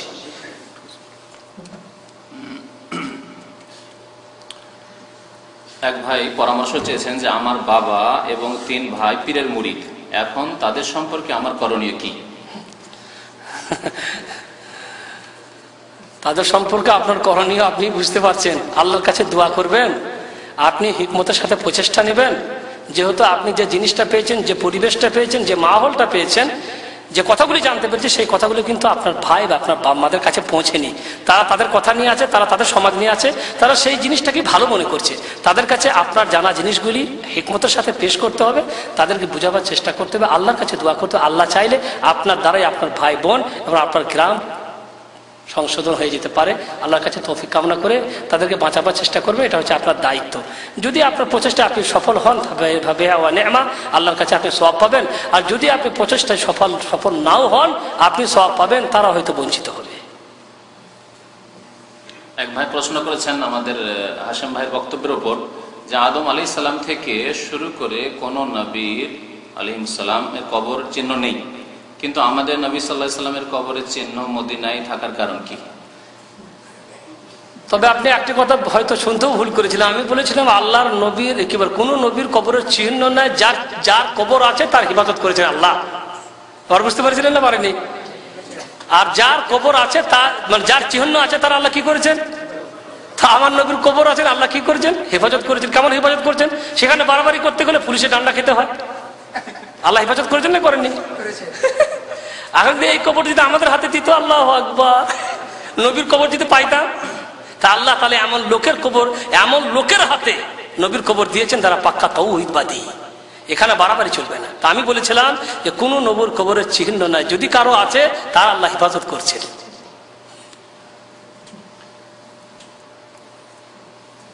আমাদের দেশের কবর পূজারীরা চায় নবী সাল্লাল্লাহু আলাইহি সাল্লামের কবরের পূজা করতে। এই জন্য আমার ভালো করে মনে আছে, মদিনায় ছিলাম, 3 মাস পড়াশোনা বন্ধ ছিল সাদ্দামের আক্রমণের কারণে কুয়েতের উপর আর ইখাবজির উপর। তো সেই সময় কথা বলছি, সেই সময় ভারত, বাংলাদেশ, পাকিস্তানের অধিকাংশ জনসাধারণ সাদ্দামপন্থী ছিল। আর কত হাজার হাজার সন্তানের নাম যে সাদ্দাম রেখেছে আল্লাহ পাক জানে। আমার এক খালাতো ভাই, সে নিজের ছেলের নাম সাদ্দাম রেখেছে। দেশে ছুটি গেলাম, ছেলের নাম কি রেখেছে? ওই সাদ্দাম। তো আস্তাগফিরুল্লাহ, চেঞ্জ করে। এখন কেন? সাদ্দাম তো বীর পুরুষ, দেখছি দোয়া করছে, মোনাজাত করছে। কমিউনিস্ট বাস পার্টির নেতা বুঝি দোয়া করছে, মোনাজাত করছে, সে মুজাহিদ বীর পুরুষ আমার ছেলে এরকম বীর মুজাহিদ হবে, বুঝতে পারছেন? তো কবর পূজারীরা সাদ্দামপন্থী কেন? এই জন্য যে আব্দুল কাদের জেলানির যেইভাবে পূজা করছে সারা বিশ্বের মুশরিক কবর পূজারীরা ইরাকে, সেইভাবেই তারা চেয়েছিল যে সৌদি আরবটা যদি সাদ্দাম দখল করে নেয় তো আমাদের কাজ হয়ে যাবে, আমরাও নবী সাল্লাল্লাহু আলাইহি সাল্লামের পূজা করতে পারবো। কথা বুঝতে পেরেছেন? তো আল্লাহ রাব্বুল আলামিন নবী সাল্লাল্লাহু আলাইহি সাল্লামের কবর হেফাজত করেছেন। এক যুগে কবর পূজারীরা চেষ্টা করেছে এবং নবী সাল্লাল্লাহু আলাইহি সাল্লামের কবরের তারা তওয়াফ করতো, সেই হুজরার তওয়াফ করতো তুর্কিদের আমলে, এই ইতিহাসও ছিল। কিন্তু আল্লাহ রাব্বুল আলামিন শেখুল ইসলাম আহমদ বিন আব্দুল ওয়াহাব রাহমাতুল্লাহ এর মতো মুজাদ্দিদ সংস্কারক কি আল্লাহ রাব্বুল আলামিন এই আরব জাজিরাতে মুজাদ্দিদ করে পাঠালেন, যাতে করে মুসলিম সমাজের সংস্কার হয়, কবর মাজার পূজা দূর হয় আরব জাজিরা থেকে। কমের পক্ষে সারা পৃথিবীতে একটি জমিন তো এই শিরক থেকে, কুফরি থেকে পাক পবিত্র থাকুক, আল্লাহ পাক পাক করেছেন। না হলে ওই অবস্থায় হয়তো যে অবস্থা ভারত, পাকিস্তান, বাংলাদেশে আছে। জি, আল্লাহ। আপনি বলেছেন আদম আলাইহিস সালাম থেকে নূহ আলাইহিস সালাম পর্যন্ত শিরক ছিল না, তাহলে নূহ আলাইহিস সালাম 950 বছর কিসের দাওয়াত দিয়েছেন এবং কেনই বা তার কওমকে পানিতে ডুবিয়ে ধ্বংস করা হয়েছে? আল্লাহ বলেছেন ভাই যে তার কওমকে কেন ধ্বংস করা হয়েছে? হযরত নূহ নিজেই বলেছে, আল্লাহ গো রাত দিন ডাকি, যত ডাকি তত পালাই, যত ডাকি তত পালাই, আর আমার কথা বা কোরআনের কথা বা তোমার কথা না শোনার জন্য কানে আগুল দিয়ে রাখে। তো এই তো তাদের অবস্থা ছিল। তো কোরআনেই বর্ণিত হয়েছে যে আমি ডাকলে ওরা শুধু পালিয়েই যায়, লাভ কিছু হয় না। আর ধ্বংস করার কথা বলছে, আল্লাহ কেন ধ্বংস করেছে জানাই আছে। আল্লাহ বলছেন কুল সিরু ফিল আরদ ফানজুরু কাইফা কানা আকিবাতুল লাযিনা মিন ক্বাবল কানা আকসারুহুম মুশরিকিন। হে মানুষ, আল্লাহর জমিনে ঘুরে ফিরে দেখো যে তোমাদের পূর্বেকার জাতিদেরকে কেন ধ্বংস করা হয়েছে। কেন? আকসারুহুমুল মুশরিকিন, তাদেরকে ধ্বংস করা হয়েছে এই কারণে যে তাদের অধিকাংশই ছিল মুশরিক। তো শিরকের কারণে সবাইকে ধ্বংস করা হয়েছে, শিরকের কারণে কি করা হয়েছে? ধ্বংস করা হয়েছে। তো হযরত নূহ আলাইহিস সালামের তিনি তো নিজে কোরআনেই তো আল্লাহ বলেছে যে কি বলে আপনার 950 বছর তিনি দুনিয়াতে থাকলেন, কিন্তু কিছু মানুষ ছাড়া ঈমান গ্রহণ কেউ করেনি, কিছু সংখ্যক মানুষ ছাড়া। তো মোট কথা হচ্ছে এটা তার মানে এই নয় যে তার দোষ ছিল বা তিনি তার দায়িত্ব পালন করে গেছেন। আল্লাহ যাদের হেদায়েত চেয়েছিলেন তারা হেদায়েত পাইছিল, আর যাদের হেদায়েত আল্লাহ চাননি তারা হেদায়েত পায়নি। এর জন্য নবী দায়ী ছিলেন না, তবে শিরিক ছিল, আর সেই শিরিকের কারণে তাদেরকে কি করা হয়েছিল? ধ্বংস করা হয়েছিল। আর নূহ আলাইহিস সালামের জামানা পর্যন্ত বলার উদ্দেশ্য হচ্ছে নূহ আলাইহিস সালামের পূর্ব জামানা পর্যন্ত, নূহ আলাইহিস সালামের পূর্ব জামানা পর্যন্ত, আগে আদম আলাইহিস সালাম থেকে নিয়ে মাঝখানে কোনো শিরক ছিল না, কিন্তু নূহ আলাইহিস সালামের যুগের লোকেরা শিরক করা শুরু করেছিল। তখন আল্লাহ রাব্বুল নূহ আলাইহিস সালামকে তাদের দাওয়াতের জন্য প্রেরণ করেছিলেন রাসূল করে। আর ভলান্টিয়ার ভাইরা খাবার দিয়ে দেন, খাবার দিয়ে দেন। এখন নামাজের একামত হইতে আরো আধা ঘন্টা আছে, সুতরাং খাবার এখনই দিয়ে দেন। ভালো, খাবার না খেয়ে গেলে আবার আসর পরে এসে অনেক লেট হয়ে যাবে।